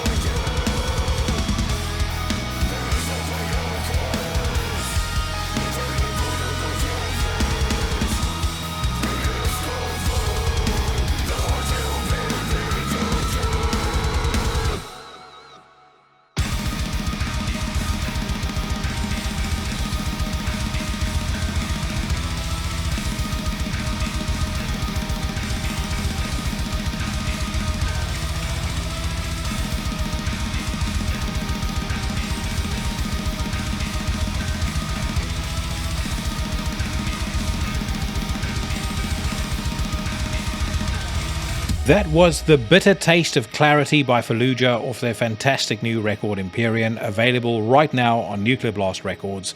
I will post the link to their Bandcamp in the description of this podcast, as always. And if you do head over there and you buy yourself some music or some merchandise, then make sure that Scott and the gang knows that it was old Jackson at Into the Necrosphere that sent you. But massive thanks to Scott for coming on the show. What an absolute pleasure talking to him. And I suspect you would be correct in betting that he's going to be on the show again at some point in the not too distant future. He also he did give me a bit of an idea there with Twitch. I don't play a huge amount of video games, but I have been thinking of maybe setting up a Twitch account. And on the odd occasion that I do play something like No Man's Sky, maybe I can do a stream and talk to some of you guys, which I think will be a lot of fun. So watch this space and see what happens. Right, folks, time now to talk about some new music. Specifically, I want to talk about the new Behemoth record, Opvs Contra Natvram, which was also dropped by Nuclear Blast Records this past Friday. Before I get to that, though, I think it would be amiss of me not to, at the very least, talk a little bit about some of the things that Nurgle has been saying in the interviews leading up to the release of this record. Now, a bit of a preamble, as anybody who knows me and who has listened to this podcast for a period of time will attest, if there is one thing that I can't stand, it's old-timers and legends in the game dumping on particularly the black metal scene, and essentially saying that it's lost its spirit and the bands that are coming out are rubbish, etc., etc. Great examples of this. Ishon of Emperor saying that The Weeknd is darker than anything that's come out recently in extreme music. Tom Warrior sobbing and crying about how the scene has lost its spirit. I think Nocturno Culto said something similar recently. And now recently, Adam Nurgle-Darsky, frontman for Behemoth, has weighed in with similar sentiments, although in his case, I feel like what he is saying is almost slightly more egregious. And I'll explain why in a second, though. First, let's listen. Again, anecdote. I was giving an interview a few days ago, and it was Amir, I believe, to Guitar World or something like that. And he asked me, what advice would I give to music, like a youngster, a black metal music, he want to start a band. And what advice, what he should do to guys, and I don't mean it, you can laugh, but don't mean it as a joke. Don't do it. Fucking don't start another black metal band. Don't do it. Go on Spotify. There's millions of bands with logos that you can never fucking read, with names that you can never fucking remember. Plus, Immortal, it's already been done. Burzum, done. Mayhem, done. Behemoth, done. And so on. Don't do it. And then I found justification to this arguable. We'll stop right there. He talks about how the justification was the fact that Cliff Burton expressed similar sentiments when he was interviewed back in the mid 80s or early 80s or whenever it was, and you can tell over the course of that conversation he tries to kind of dial it back a little bit, but frankly I think he wanted to dial it back because he realized the hypocrisy in what he had just said. Now, I like the first three Behemoth records, but let's just start by saying straight off the bat that if he's talking about, people needing to bring something new to the genre or not bother whatsoever, if we're very honest, certainly the first two Behemoth records brought nothing new to the genre. They were standard second wave worship, and it was only later on, I would say probably on Telema 6 in particular, where Behemoth I think started to evolve into the band that they are today, or certainly evolved the sound that they are today. But the thing that I dislike about what he's saying here is, essentially, there are loads of bands that all sound the same. He basically says nothing that, no one is bringing anything new to the scene is what I'm taking away from him by implication there, that hasn't already been done by Immortal, Mayhem, Burzum, Behemoth. The reason why I said earlier that I feel it's even more egregious than the stuff that Nocturno Culto and Ishan and the like have been saying is, I've relayed the story a couple of times on the podcast previously. When I met Nurgle back in like 2004, 2005, I was truly inspired by that conversation. I walked away from that conversation feeling like I'd met a guy who not only was passionate about extreme music and black metal, but passionately believed that he could bring something new to the scene, and that he could do something, or that he wanted to express himself artistically through that chosen medium. And I feel like as this band has become more popular, and as a side note, you have to, regardless of your thoughts on Behemoth, you absolutely have to give them props for the fact that they became popular entirely or on their own terms. There has never been anything where they've kind of scaled back on any of their imagery. They've never scaled back on their sound. They've never done anything to make themselves remotely palatable. It is hard graft, and sticking to a singular vision that has got them to the point that they're at. And arguably, they're the biggest extreme metal band on the planet. Certainly, I don't think there's a band that have their profile that makes the music they make, and in any way kind of projects the image that they project. So kudos to them for that.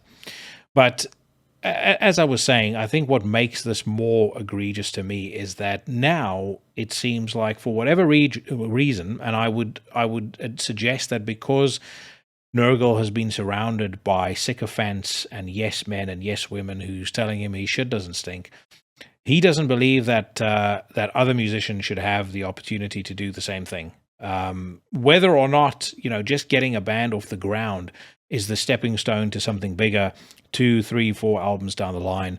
But the other thing that he does that I really don't like is this very flippant kind of view of a lot of the newer black metal bands that clearly he's referring to that are on Spotify. I think it's hypocritical, and I don't think that it's the same guy saying this that I met nearly 20 years ago. And so that's why I feel like it's almost a little bit more offensive, because I've always been offended about this, because I feel like bands that say these things are saying so of men and women who work incredibly hard, delivering their own artistic expression or refining their own artistic expression. And in many cases, these people are trying their level best to, honor the legacy left behind by bands like Celtic Frost, Emperor, Immortal, Burzum, Mayhem, Behemoth, etc. And so when somebody just acts like a complete and utter dick about it, it just rubs me the wrong way.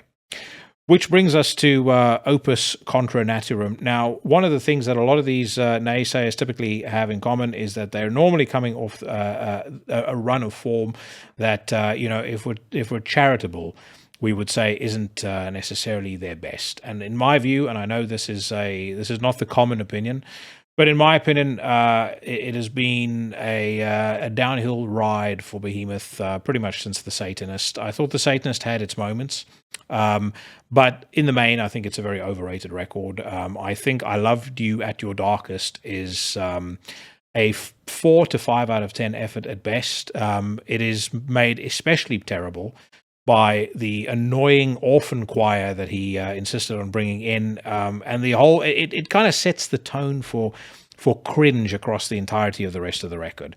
And I've joked about it many times on my news rant segment. The whole Jesus Christ thing is just absolutely fucking awful. Opvs Contra Natvram, fortunately, is a step up, and I would argue that it's a step up from both The Satanist and I Loved You at Your Darkest. Starts off with with kind of an intro, almost slightly industrial track called Post God Nirvana. And you can kind of tell that this will be something that will kick off shows. And again, something I like about Behemoth, I love that they have the visual aspect in mind, and that when they play live, there's a sense of spectacle to it. Again, something that we've spoken about in this podcast many times before. I like the show. I like the I like the theatrics, and you can hear that this song is going to tie into that. Malaria Vulgata is the next track. Classic Behemoth. It sounds like it could have come off a record like Demigod. It's fast, aggressive. Really, really good stuff. And again, probably one of the best Behemoth songs that I've heard, on an album, or certainly to kick off a record in a long time. Straight after that, we're on to The Deathless Sun, and this is kind of where one of my big gripes with the record starts. So The Deathless Sun is not a bad track by any stretch of the imagination, but in the context of the album, it just doesn't seem to fit. And Pedro over at A&P Reacts has leveled this criticism, and I completely agree with him. The sequencing of this album just sounds like it's all over the place. It sounds like no thought whatsoever was given to constructing a record where the songs have, some sort of, spine or just something holding them together. It actually has, in many ways, the feel of a best of record, in that it just feels like a bunch of songs that's been thrown together and nothing quite fits. Now, it also, happens that there are some really, really great songs, along the collection. And a couple that spring to mind immediately, Off to War, I think, is excellent. Once Upon a Pale Horse is probably one of my favorite records on the song. And I think the final track, Versus Christus, is one of the more ambitious songs that I've heard Behemoth do. It does remind me a little bit of the better moments on the Satanist, but I would actually say the execution of it is a lot better. He does, and by he I mean Nurgle, does kind of give in to the temptation to deliver the cringe on a song called Thy Becoming Eternal.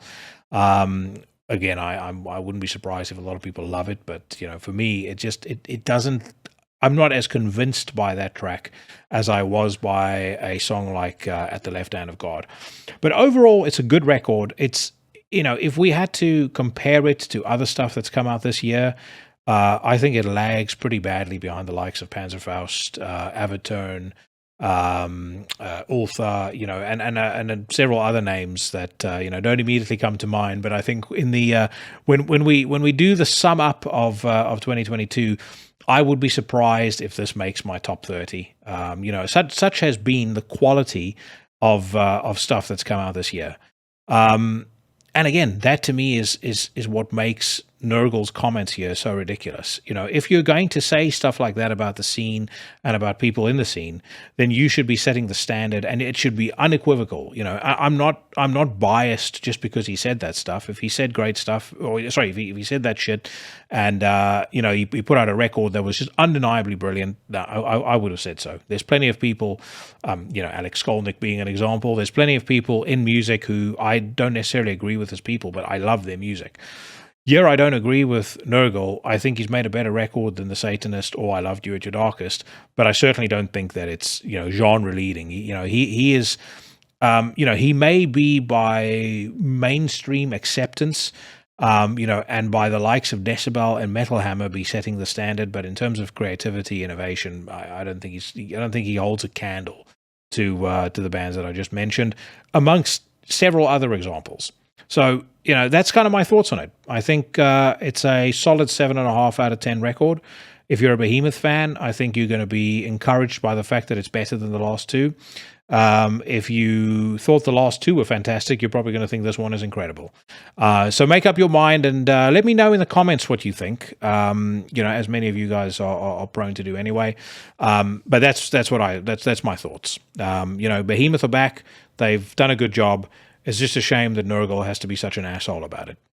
I am going to play one of my favorite songs. I mentioned it earlier, and this is a track called Once Upon a Pale Horse.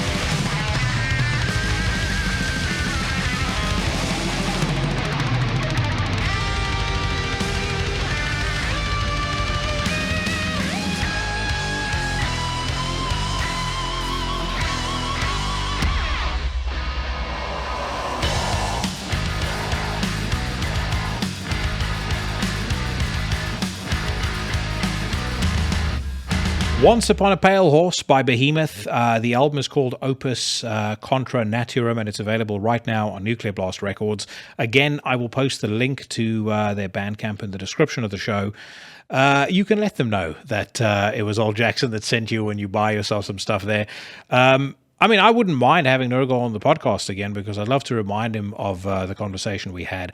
I doubt very much he's going to want to be on the show, but either way, as I said, a decent comeback record, a decent Behemoth record. Not my favorite album of 2022 by a long stretch, even though I suspect that the likes of Metal Hammer and Decibel are already beginning to stroke their nipples in anticipation of crowning it with the top spot of the year. But, if you thought that conversation was spicy, wait until I jump onto Metal Storm for my weekly news rant. So before we even get started on Metal Storm, I saw a pop-up on my phone earlier today suggesting that there was a new Destroyer 666 single that has just been released, which is ironic because I called my mothership on No Man's Sky Destroyer 666. So it's almost like it was foretold in the stars.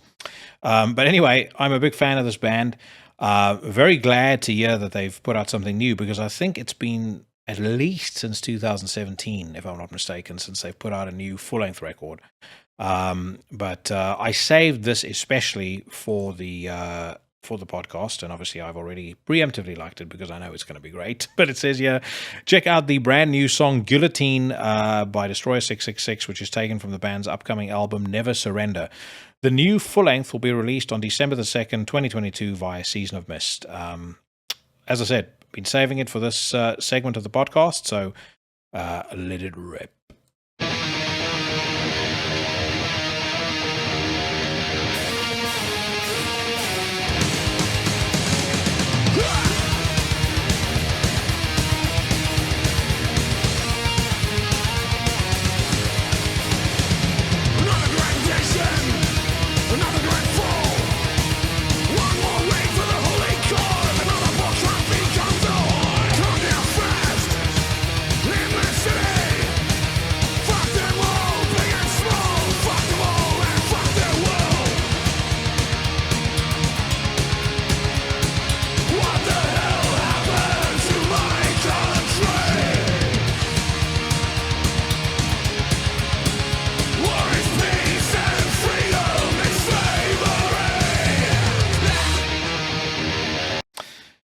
I can only imagine the field day that the wokerati on Metal Twitter are going to have with those lyrics. What the hell happened to my country?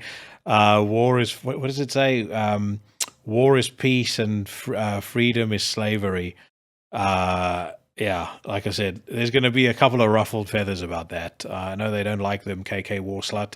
I myself am going to see if I can get him on the show because I think he'd be an interesting dude to talk to. But musically, I think it's a fucking cool tune. I love it. It's got a bit of a punky vibe to it. I would have preferred the old style vocalists, the old style vocals. Particularly those that they used on, a record like Cold Steel or something like that. But either way, we are where we are. It certainly sounds like Destroyer 666, and it is plenty catchy. So, once again, a great example of why I am never going to do a best of show again this side of the year that the show is being done about. Because, had I tried to push this out like some of my colleagues in metal journalism, in storied metal journalism would be doing, then, I might have missed the new Destroyer 666 from that list. But either way, let's get back to Guillotine.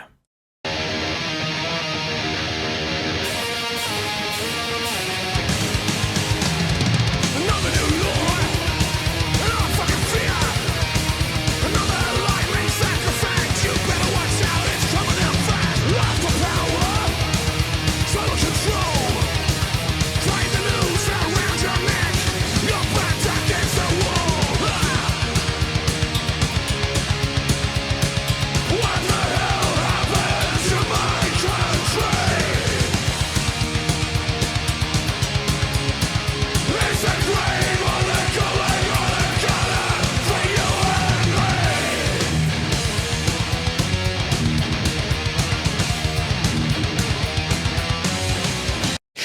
I know I might have misheard those lyrics, but I think he's just said it's the grave or the gutter or the gulag for you and me.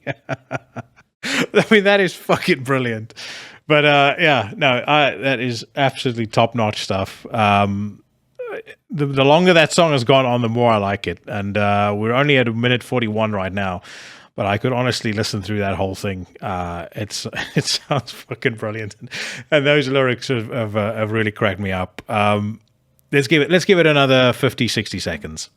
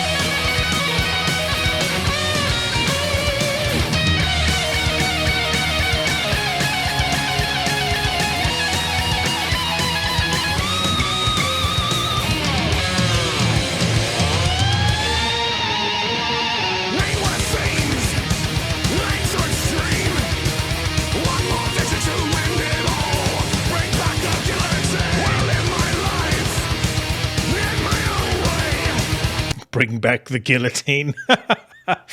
I would suggest that that KK probably feels in a very similar, or has very similar sentiments towards the political class that I do. But that's a fucking great song. As I said, regardless of your stance on anything, brace yourself for at least some form of insane sobbing online about the fact that A, Season of Mist, have kept Destroyer 666 on the label, and B, the fact that KK has dared to say what the hell happened to my country on a song lyric. Anyways, let's get to Metal Storm. The first article that is grabbing my attention here is that Mother of Graves has premiered a new track. It says here, melodic death doom outfit Mother of Graves have unleashed a new track entitled Of Solitude and Stone. Along with the first single, Tears Like Wine, it's taken from the band's upcoming album Where the Shadows Adorn, which will be released on October the 14th via Wise Blood Records. You can stream both songs below. I'm not going to bother going into the article because I checked ahead and noticed that they've got Bandcamp links in there. And because I had some feedback that whenever I play anything off of Bandcamp on this segment of the show, it has been known to burst eardrums worse than Kamala Harris's laughter and destroy car windows like a riot in downtown Portland. So instead, I have shown empathy to the legions, and I've gone onto YouTube and found the single in question there. So we can listen to it. Like I said, it's a band called Mother of Graves. The song is called Of Solitude and Stone. I don't really know this band whatsoever, but let's give it a spin.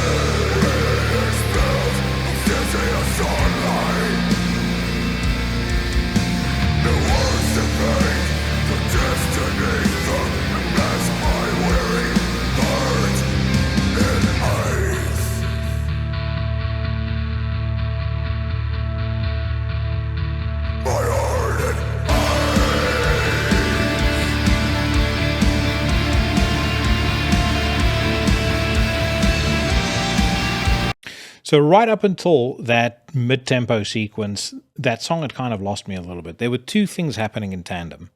On one hand, you've got this pretty cool sounding, interesting melodic death doom music. And on the other hand, you've got the super aggressive, intense sounding, almost metal, like deathcore sounding vocalist, and he's just fucking wailing at whoever has pissed him off. The two don't really seem to go together very well. And then when the song actually kicks into its mid-tempo piece, which is where I paused it now, that's when it really kind of seems to pick up and where things come together. But in the first instance, for that first minute, there's two things happening at the same time. Both of them are great. They just don't necessarily gel, in my opinion. Not so when the song, when the drummer wakes up. But let's get back to it.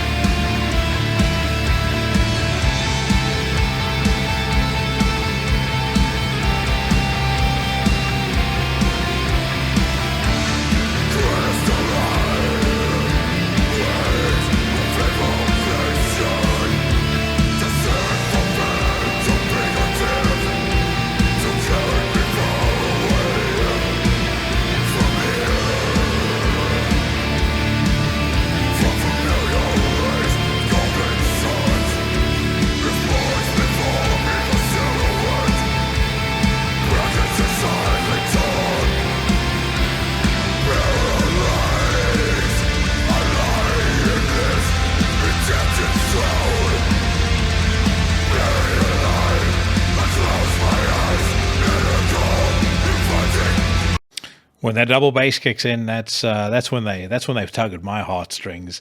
So the song goes, first minute or so is a 5 out of 10. Then it speeds up. We move up to about 7.5 to 8 out of 10. When the double bass is in, we're at 9 out of 10 territory. So I mean, it definitely sounds like a very promising song. I noticed the record was mastered by Dan Swaino, which is potentially an indication of quality. But as we're on YouTube, they also get a thumbs up. And I encourage all of you to give me a thumbs up if you're watching it on YouTube. But yeah, I like it. I think it's interesting stuff. And as I said, didn't really know this band before, but I will certainly be looking forward to when this record gets released. And by the way, I got some great feedback on last week's review of the Druids record. If you like that, I'm going to have one of the Druids gang on the show in the next couple of weeks. Next week, I will also have Thomas of Bloodbath on the show. And the week after, if all goes to plan, my first ever interview recorded on location. I'm not going to say any more because I've said before I am a superstitious man. So I'll just leave it at that. Wonderful news though, gang. Serge Tankian has announced a new EP. It says here, Serge Tankian has just released an EP last year, Elasticity, as well as a detour with the Disarming Time, a piano concerto EP. So EPs seem to now be the System of a Down singer's new modus operandi, in addition to being a pompous, know-it-all asshole. Since now there's an upcoming one too, named Perplex Cities. You see that clever play on words? For those who give a fuck, it's going to be released on October the 21st via Surgical Strike. I don't count myself in that group, so I shall move on. Another thing that I don't give a shit about is the new In Flames. There's a new song out of their forthcoming record, Foregone. The song is called Foregone Pod 1. I would imagine the music itself will be as imaginative as the song title. I have never liked this band, ever. Not going all the way back to the Jester Race. I mean, even Lunar Strain, all of it has always been shit. They've just never been a band that has done anything for me. Let's see. Mourning again. As soon as I read Metalcore Veterans in the first line of that article, I was out straight away. Just as I would be out immediately reading Stryper, new album announced, and immediately when you read the word Stryper, and if you didn't know Stryper, you read Christian metal. That again to me is a no-go. And the next we go to Arian Path. Now, for a second there, I thought it was Aryan Path. And I thought to myself, what the hell is going on Metal Storm? Are they allowing members of the extreme right on their show? Well, not on their show, on their website. They certainly haven't featured the Destroyer 666 track just yet. But anyway, let's carry on. Kawir is, I think, how you pronounce this. It says Black Metal Spartans Kawir will release 7 of the band's classic releases via Pagan Records on October the 20th. The first batch of these reissues is available to order via the band's web store in both digipack and vinyl formats. I have no idea what these guys sound like, but it says here, most of these albums have never before been released on vinyl and will include tracks on the reissued editions. Ahead of the release, the band has released a new live video to the track Two Caviers, filmed in Athens, Greece in February 2020. The track comes from the 1997 debut album Two Caviers, which is included in the Pagan Records reissues. Check out the new video below. Shall we? I think we shall. I was just about to make a joke and say, as you can hear, it's a raucous crowd. But anyway, the shit's about to get serious.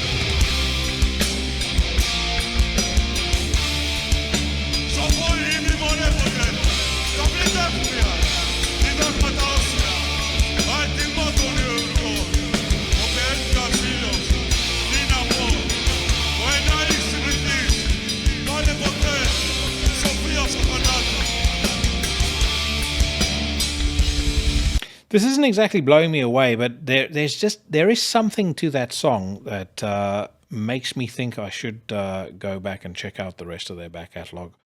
I mean, it's very old school, like very, very old school. As it really should be, coming from 1997. But I would say it sounds even older than 1997. But yeah, it doesn't sound bad. I'm not bowled over, and Kawir certainly won't be one of the bands on my priority list at any point soon. But yeah, not bad. Epactes, new album announced, new song streaming. French black metal team Epactes, which is what I can only assume that's how you pronounce it, has announced that their new album Necrosphere will be released on November the 18th via Frozen Records. On their Bandcamp album page, Necrosphere is described as endlessly shape-shifting from extreme metal to electronic 70s krautrock and everything in between. With this announcement, the band have also shared one of their 4 new songs for streaming. Let us see. It's a Bandcamp special, so let's head over to YouTube once again, and let's check out if we can find Necrosphere by Epactes, so that I don't deafen all of you guys. Hold on. There we are.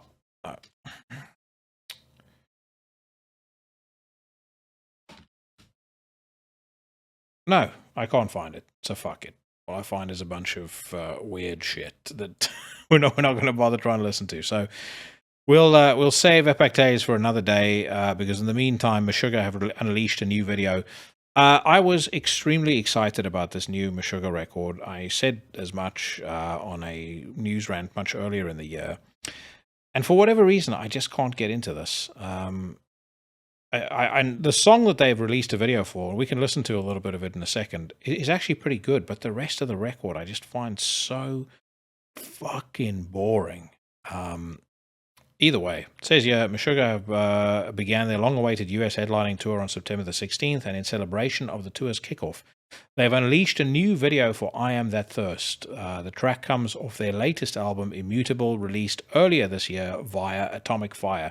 I'm assuming that by I Am That Thirst, they're talking about the thirsty followers of the many women who are making a fortune on OnlyFans.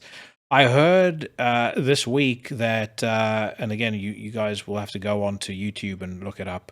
As a matter of fact, maybe we'll find it in a second. But this absolute moron nicknamed Bad Barbie, who is better known as the Cash Me Outside girl from Dr. Phil fame, made in the space of a year $52 million on OnlyFans, which is fucking insane. And the reason I know that she made that much money off OnlyFans is because the very cradle of English academia, Oxford University, have invited her to go and speak on social media influence, which tells you everything about the standards and the depths to which they have plummeted over at Oxford University. But anyway, let's listen to Meshuggah singing I Am That Thirst. There's been weird reports of electrical disturbances all across the country. Sheriff, are you seeing anything out there? Bill, do you copy? Bill? This is car 6. Yeah, Doreen, there's nothing happening out here.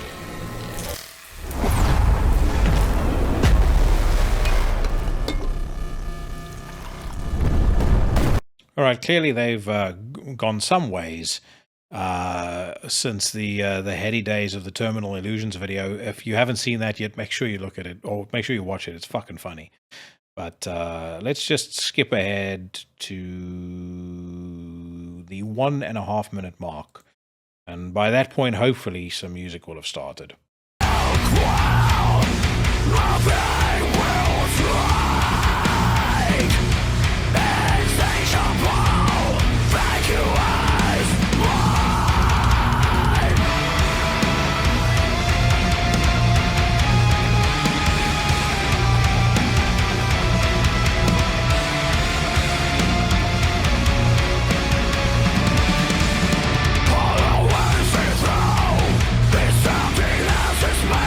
I mean, that riff, that da-da-da, it's fucking brilliant. Absolutely superb. But, yeah, like I said, for whatever reason, the rest of the album just does not do it for me whatsoever. Veilburner are dropping a new album in December. It says here, Pennsylvania-based experimental black death metal duo Veilburner will present their 6th evolution to the world on December the 2nd, 2022. The band's new album, VLBRNR, very clever, will be released via Transcending Obscurity Records and can be pre-ordered. You can stream the song Lo Hairs to the Serpent and VI Vulgar Incantations below. Let's check out Lo Heirs to the Serpent.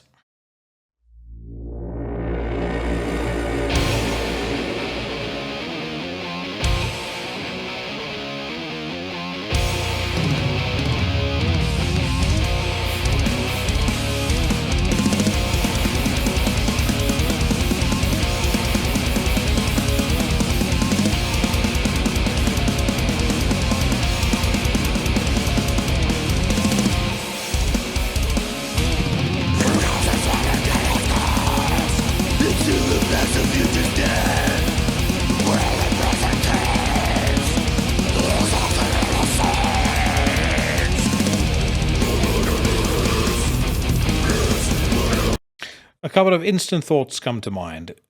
Thought number one, they stole Dagon of Inquisition's effects pedals, because that sounds exactly like something off the last couple of Inquisition records, at least in terms of the guitar sound that they're getting.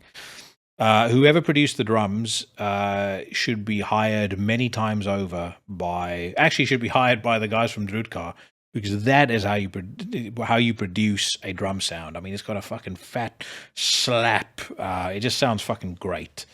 And then also musically, it reminds me, I wouldn't really even call this blackened death metal. This to me sounds like it sounds like grindcore with a slight, black metal twist. Really, more by virtue of that effects pedal than anything else. And actually, the effects pedal by virtue of the fact that it links back to Inquisition. But I wouldn't say this sounds like necessarily like black and death metal. And again, I don't really know Veilburner, but either way, I like it. I have my thoughts, as I said, but I do like what I'm hearing.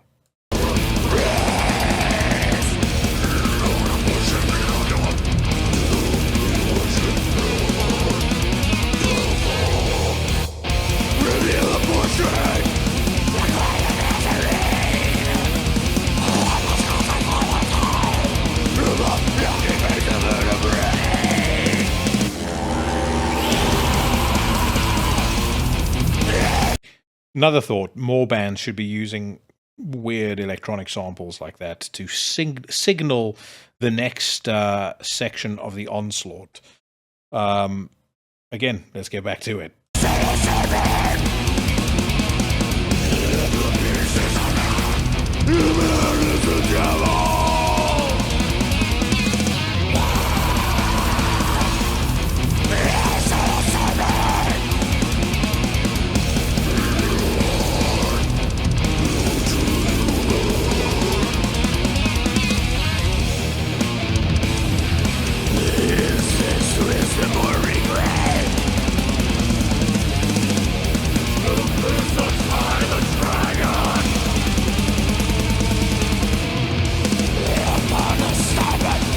The longer this goes on, the more I'm enjoying it. Add to the watch list without a shadow of a doubt. Great stuff there by Veilburner. A band I didn't really know, but I will definitely want to find out more about.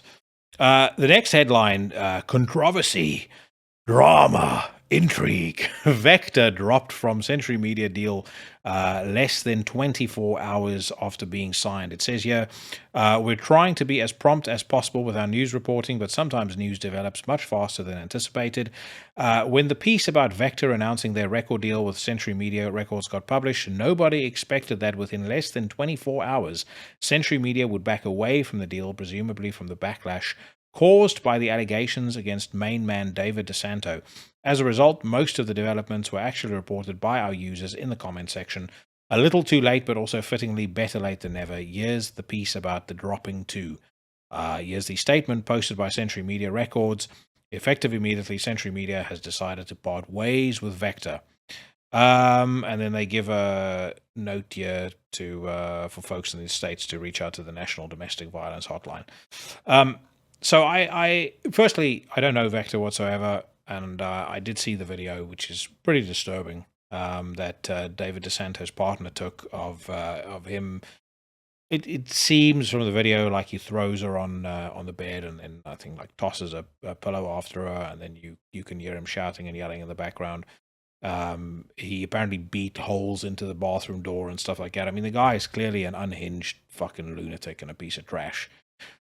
One thing I was left somewhat conflicted by as I mulled over this whole thing, and that is the fact that, yes, Vektor are, have been pushed to the outside and they will be looking in, for the foreseeable future. I think, in the main, it seems at least like Vektor's day is done, and David DeSanto's career as a musician is probably over unless some, obscure label somewhere signs him. But then I thought to myself, what of if we rightly push out abusive pieces of trash, right? What of people like Ozzy Osbourne, who, attempted in 1989 to choke Sharon Osbourne to death? What of, high-profile guys like Axl Rose, who routinely beat up Erin Everly? Tommy Lee, new, OnlyFans sensation, who spent 6 months in jail for abusing Pamela Anderson. Vince Neil, I think he was as recently as 2016. He was, I think he pled guilty to, domestic battery charges. And the list, of high-profile famous people, for whom there haven't really been there's not been very much by way of overt backlash. Certainly nothing like we've had with David DeSanto of Vektor. And, equally, they are still, getting their news reported by the mainstream. People are still going to all their shows, et cetera, et cetera. There's been no real, backlash. And when I talk about some of these folks, I, talk knowing openly that I'm a huge Guns N' Roses fan. Always will be. But again, where the wrestle comes in with this is, I think to myself, so if you did something like this in your past, does that automatically mean that it's game over? There's no road to redemption whatsoever. If there is a road to redemption, at what point did Ozzy Osbourne, Tommy Lee, Vince Neil, Axl Rose, and others earn their redemption? And so therefore, what would David DeSanto need to do to get back into the good graces of the metal community? Now, again, I mean, we all know it's not exactly like Motley Crue and whatnot are metal, but you guys know what I mean. So I'm not I hope nobody's taking this the wrong way and thinking I'm defending this in any way, shape, or form. I'm not. I think if you raise your hand to a woman or a child or an animal, in my view, that's time for you to be fed to the crocodiles. I've given you all my thoughts on what would happen if old Jackson were in charge, to these types of people. So I'm by no means unsupportive of Century Media doing this, but then my thoughts are, at what point did we? It feels like we've become very selective in how some of the standards are applied, I think, is my takeaway. And I'm like I said, I'm kind of slightly at odds with myself here, because I think to myself, what about some of the people that I listen to and like that are, in their past have been complete and utter scumbags? And then I justify it in my head by saying one of the things that is a truism of any sort of art is that, much of the world's greatest art is produced by deeply damaged, broken human beings. Scott Kelly being a great example. And you have to separate the man or the woman from the music, and you have to stop the Euro worship that I think a lot of people are prone to. But I don't really have an answer, but I just thought I would share those thoughts because it's something that's been bugging me over the last couple of days. Either way, checkmate to Vektor, and good on Century Media for doing it, I think. Wolfheart have put a new video online. A few days before Wolfheart's new opus, King of the North, saw the light, the band offered a new music video for Cold Flame, featuring legendary Nile mastermind Carl Sanders. You can see the video below. I know a great many people whose opinion I deeply respect on a number of matters who love this band, and for whatever reason, I have yet to find a single shred of enjoyment in anything that I've heard them do. But this has been a strange year, a year in which I have been swayed to like a Watain record. I've been swayed to like a Dark Funeral record. So perhaps Wolfheart can change my mind. But it says here, Cold Flame is about deep diving into the mythology behind the Northern Lights, the mystic phenomenon that has been enchanting people in the Nordic realm for ages. Cold and grandiose are words to describe both the stories behind the lyrics and the music itself. Monstrous growls from Carl Sanders were a cherry on top of a cake to rise the song into a new level. I would assume that whoever wrote that it does not speak English as their first language, but either way, let's hear what Cold Flame sounds like.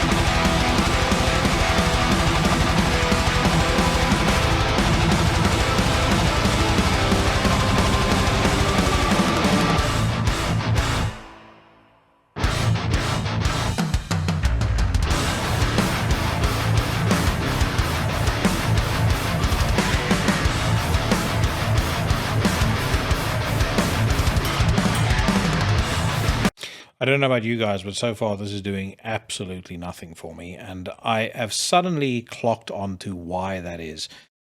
Wolf Art, and I'm about to blow minds, are the 5-finger death punch of extreme music. Let that sink in, and let's go back to the song.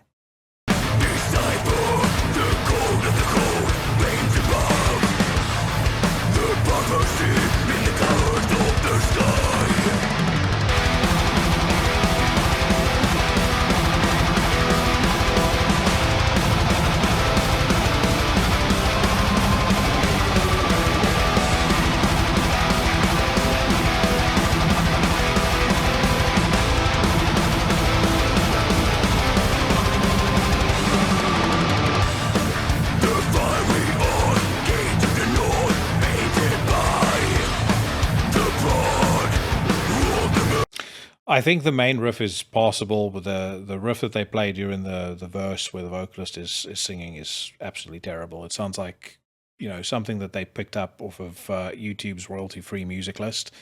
And I stick by my diagnoses. I know why I don't like them, and it's because they are the 5-finger death punch of extreme music. There's zero to that I enjoy. If I was 17 years old, I would have thought that was great, because I wouldn't have known any better. But now that I'm a seasoned vet in the extreme metal game, it just doesn't do anything for me anymore. Anyways, let's move on.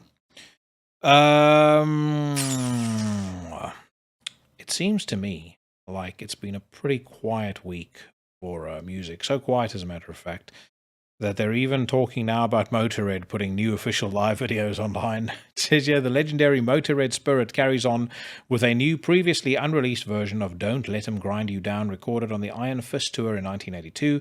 This video was recorded in Glasgow and will appear on the 40th anniversary re-release of Iron Fist. I mean, for sure.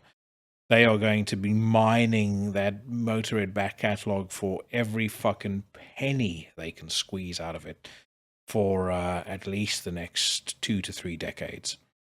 It says here, the Black Dahlia Murder returned to the live stage. American metalcore act The Black Dahlia Murder returns to the live stage after earlier this year, vocalist and founding member Trevor Scott Strone passed away.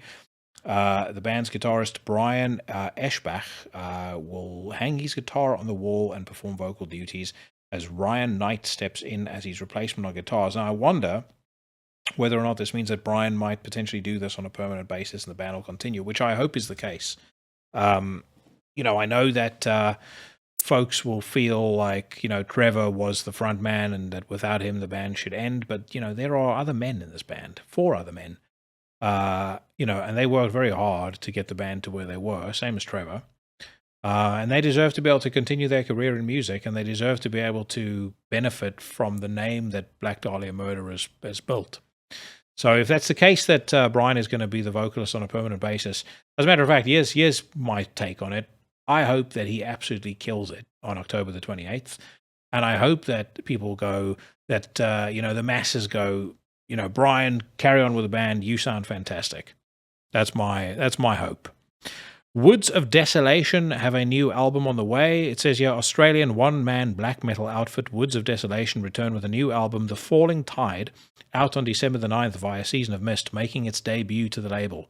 In celebration of the album announcement, Woods of Desolation is now sharing the title track from the offering, which can be heard below.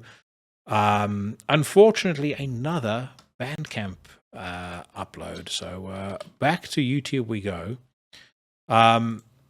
I will definitely say this: the land down under has been fruitful picking, or has made for fruitful pickings by the Season of Mist folk. That is for sure, because obviously they've got Destroyer 666, Black Lava, which they're releasing in, I think, November.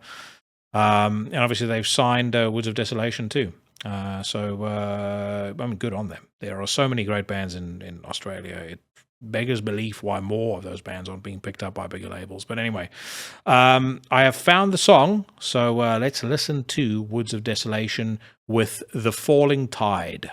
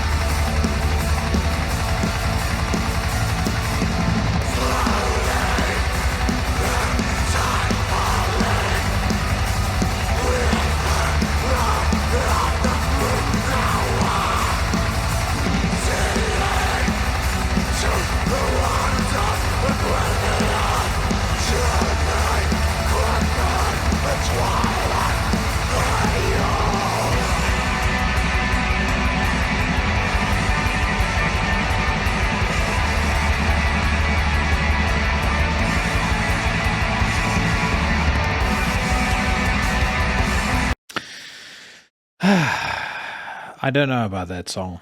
I'm busy reading the description here, and I suspect this is potentially why but I think it's nailing why I'm not necessarily the biggest fan. It says here, Australian visionary Woods of Desolation returns with a falling tide, a bewitching crescendo of atmospheric black metal and post-metal elements. Unlike the act's Australian contemporaries who are known for their raw, unrefined grit, Woods of Desolation takes a different approach, showcasing the genre's beauty and elegance with their grand melodic passages and radiant aura. I'm not a fan of beauty or elegance in black metal, and I don't really like grand melodic passages either, unless it is some dark, grim shit. And I don't feel like there is dark, grim shit on offer by Woods of Desolation. It's not bad, but it's not it's not grabbing me by the cockles. The cockles of the heart don't feel like they're being warmed by what I'm hearing here. Actually, just on the topic of Australia, you guys will recall that my friend Nathan of Gravier has gotten Gutter Prince Cabal off the ground. They've put out their second release, and I'm going to play a track off of that particular band's stuff. I'm still leaning towards doing another show in the very near future where I'll use my Alder Freya interview and I'll play some, underground shit and unsigned stuff. So maybe that's where I'll play it. And if that happens, I'll do it in the next 2 weeks. So look out for another Into the Necrosphere Friday special. Let's do maybe 2 more songs, and then we head over to the Democrat's Guide for Rock Music. It says here, Cruel Force have finished recording a 3rd album. German thrash blasphemy force Cruel Force have announced or has finished recording their 3rd album following 2011's Under the Sign of the Moon. More information in due time. The band comments, we finished the recordings for our 3rd full-length album today. The recordings took place over the last couple of weeks at the Hellforge Studio Realms in Altesen and blah, blah, blah. There's a bunch of stuff here, but no new music. But I am now interested in hearing what Cruel Force sounds like because the name sounds promising. So once again, let's head to YouTube and let's check out, I'm just going to grab the first song I can find, which came out 12 years ago by the looks of things. It's called Victim of Hellfire, and it's from the album The Rise of Satanic Might, all of which so far is ticking the boxes. So let's hear what Cruel Force sounds like.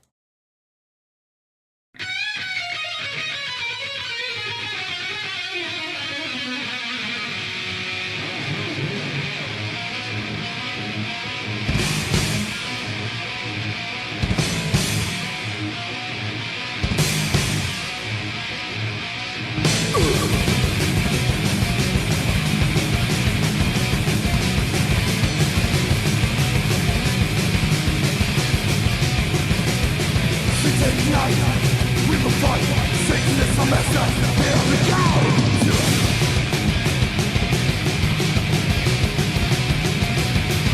From the church, the devil's urge, we are possessed by the eternal hour.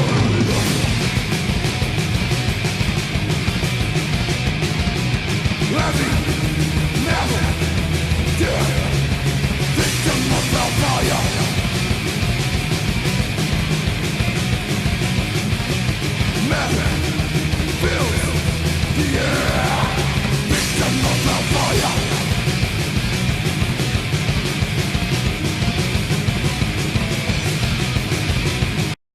Not bad. If you're watching this on YouTube, the dude second from the left seems like he's soon going to run into trouble with the Anti-Defamation League over that tattoo that he has. I'm not 100% sure because it's grainy and it's black and white, but that looks like it might be some Nazi shit. So if it is, then Cruel Force can fucking suck it. But anyway, let's move on. Like I said, musically it's not too stinky. Unleash the Archers have put out something new. I don't really know what Unleash the Archers sound like, but I can already tell by the band photo that it's not going to be my kind of vibe. Tribulation have released a new song. I cannot stand that band. I don't understand why people like them so much. They are much like Gojira, particularly the new Gojira, which is just, it's borderline unlistenable to me. It's so bad. Summerland's debut Force of a Storm single after announcing their new album and premiering the title track and Edge of a Knife single. Now we have a third single from Dreamkiller titled Force of a Storm. You can watch its video below. Dreamkiller comes out September the 16th via Relapse Records. September the 16th, of course, has already been. But I have no idea who Summerlands are. I do know that Katie of Season of Mist spoke of them on Twitter and spoke of them in a positive way. So they are probably worth listening to. We'll give this a spin and then we'll head over to Blabbermouth.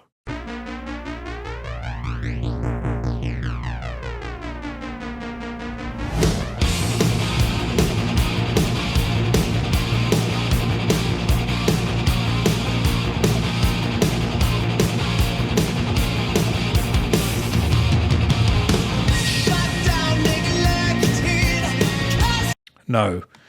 That's all I'm going to say. No. I say no to Summerlands. Okay. The Democrats' Guide to Rock Music. Let's see what they have to say. Testaments, Chuck Billy. Steve DiGiorgio wouldn't have lasted very long as a member of Megadeth. Interesting take. I would assume that's because Steve DiGiorgio would probably have become involved in combat with the world's greatest warrior, Dave Mustaine. And of course, since Dave Mustaine is better than everybody in the world, Steve DiGiorgio would have been instantly beaten, and he would have been too afraid to come out of his bedroom ever again after the thrashing inflicted upon him by Mustaine. But it says here, Testament's Chuck Billy says that he doesn't think Steve DiGiorgio would have lasted very long as a member of Megadeth had he been asked to join the band. The longtime Testament bassist temporarily stepped in to record the bass tracks on Megadeth's latest album, The Sick, The Dying, and The Dead, in the summer of 2021, shortly after the disgraceful exit of David Mustaine. With the kickoff of Megadeth's recent tour, Megadeth alumnus James Lomenzo rejoined the Megadeth family as a permanent bass player. It says here, Billy continued, I think his intentions always were just, I'll go record the record, because that's what Steve does. He plays on a lot of people's albums. So we kind of took it as that at first, and I thought, that's what he does. Go for it, Steve. Just don't leave. I'm sure they asked him to join the band, and he decided, I've been with my bros for a long time. I'm going to stick with my bros. Good for you, Steve, because you are a kick-ass bassist, number one. Number two, Testament is a vastly better band than Megadeth. And much like Walt leaving Smashing Pumpkins, had you left Testament, you would automatically have been dead to me. Gene Simmons admits, I don't have friends. So I will admit, by the way, and it's all Mike Hill's fault because he talks about them every once in a while in his podcasts, and he had that episode a while back where he was talking about like his favorite music from the 70s, and that's really got me onto a bit of a Kiss kick recently. But it says here, Gene Simmons has admitted that he doesn't have any friends. The 73-year-old Kiss bassist vocalist whose band is in the middle of its end-of-the-road farewell tour opened up about his lack of pals in the October-November 2022 issue of Goldmine magazine on Stands Now. Even as I sit here, other than Paul Stanley, and we only get together when we do stuff for the band, how do I say this without sounding inhuman? I don't have friends. He continues, friends, it seems. Well, sorry, if friends means, gee, I don't know what I'm going to do this afternoon. Hey, you want to come over and hang out? I'm more interested in what I want to do, and I don't want to pretend that I'm interested in what you want to do because I'm not. It's a very Gene Simmons thing to say, I would suggest. Like I said, it is. I blame this recent fixation that I have on Kiss entirely on Mike Hill. Dimebag and Vinnie Paul would have blessed Pantera reunion, says Philip Anselmo's down bandmate. The down bandmate in question is Jimmy Bauer, who has weighed in on the news that Pantera surviving members Phil Anselmo and Rex Brown will unite with guitarist Zakk Wylde and drummer Charlie Benante for a world tour under the Pantera banner. Added Williams, Phil's a friend, so yeah, I'm happy to see it happen. It's great. I think it's great. Everybody's saying it's going to be a little strange without the Abbott brothers, but it is what it is. Of course it's going to be strange, but I really do hope, as Jason Pepiat said, that Phil is match ready. and that he sounds great, and the band is great, and you know, all those guys make out like fucking gangbusters when it comes to getting some of that money. Butcher Babies have completed work on their best album to date. Hurrah! I will say this again, by the way. Carl Harvey, I was fucking stunned when I found out that woman is in her 40s. Whatever is going on in that DNA cocktail that was responsible for creating her, kudos to both father and mother. And also kudos to Charlie Benante, because I mean, he's not a bad looking dude, but I believe he is punched above his weight in that regard, and I suspect that he knows it. But that being said, they do seem to make a really great couple. Is Willie Adler's COVID-19 vaccination status the reason he has missed International Lamb of God show's full demo response? Demo went on to praise... Blah, blah, blah. Okay, here we go. I think Willie's just in a spot right now, and it's not really my spot to say, but I get the vibe that he's... I don't even think I should talk about it. I don't think it's my spot to say anything about Will, but he's making his decisions, and I am the contingent, so here I am. Don't be surprised if Willie Adler joins his brother Chris in that awesome new band that Chris is in. But I mean, either way, can you imagine having to go on tour with Randy Blythe? I can't think of anything worse. The news is threadbare this week, I've got to say. One thing that I will actually add, just by means of connecting last week's episode or last week's rant to this week's, there has been a New York Times expose on dirty dealings or trades being done by politicians. And I think they found something like, and I'm trying to find the article on it now so I can give you guys an accurate read on it. But it was something like 81 Democrats and over 100 Republican politicians have been making trades to the tune of something like $65 billion in total. And in each case, they were on a committee that influenced the direction in which those trades went, which is just absolutely fucking nuts. And it aligns 100% to what I said last week about the political class and the fact that this battle that we're in right now is not a battle between left and right. It's not a battle between you and your neighbor who, you know, you disagree with on pronoun use. It is a battle between the political class and the rest of us. And when I read things like that, I 100% am reminded of the fact that I'm correct in my assessment of this. You can also look at that whole shambles in Martha's Vineyard. Martha's Vineyard presents itself as a sanctuary city. Ron DeSantis drops 50 immigrants off in Martha's Vineyard, and they declare not only a humanitarian emergency, but the next thing you know, they're comparing him to Hitler, and they're calling what he's done human trafficking. So apparently it is now human trafficking to be placed upon an air-conditioned plane and sent to the richest part of America, where by some of the counts and the estimates that I read, they had over 20,000 beds available, and yet no room for 50 immigrants. But it's okay for the border towns down south to deal with tens of thousands of them on an almost daily basis. Which again, rules for thee, but not for me. That's how it works. It is absolutely, and it's like this across most of the West, but I'd say America right now, more so than any other place, is like the living embodiment of Animal Farm at the moment. Tobias Forge says, online hate against Ghost is a good thing. It adds to all the activity. Scott Ian looks back on Among the Living. That album gave us our career. I love that record, so I'm all for it, having given them a career. And then finally, and we'll wrap it up on this one, Fear Factory, Biohazard members join Hatebreeds, Jamie Jasta at Orlando concert. The only reason I want to wrap up on it is because they did a cover of Wrong Side of the Tracks, and it sounded pretty goddamn badass. And if you've been at a Biohazard show and you've seen them in their prime do that song, you'll know what I mean. It's one of the best songs you can hear live. They absolutely rip it whenever they do it. And what I will say to you is, if Evan Seinfeld ever rejoins the band and you happen to go to the show and they do Wrong Side of the Tracks, Don't be anywhere near me because you're going to get hurt. And on that poignant note, my friends, I am done for this week. Thank you so much for checking out the show. If you have lasted all the way until the very end, I hope you enjoyed it. Thank you once again to Scott for coming on the show. What a great guest. And make sure you check out that record that Fallujah have just put out. Empyrean is the title. It's available on Nuclear Blast Records. Huge thank you to Joe Nan over at Nuclear Blast as well for getting that chat set up. What a great dude. He's fast working his way into the upper echelon of metal PR men, as far as I'm concerned. Next week, I'm back with Tomas of Bloodbath. Another great conversation.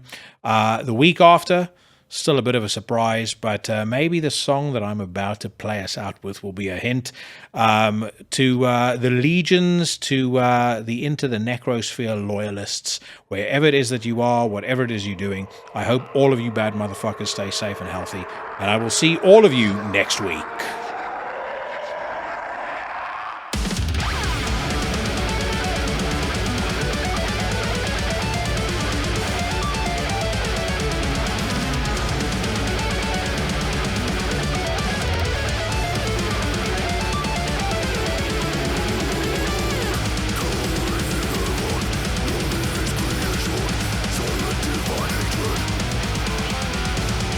Revelations, yeah, they serve a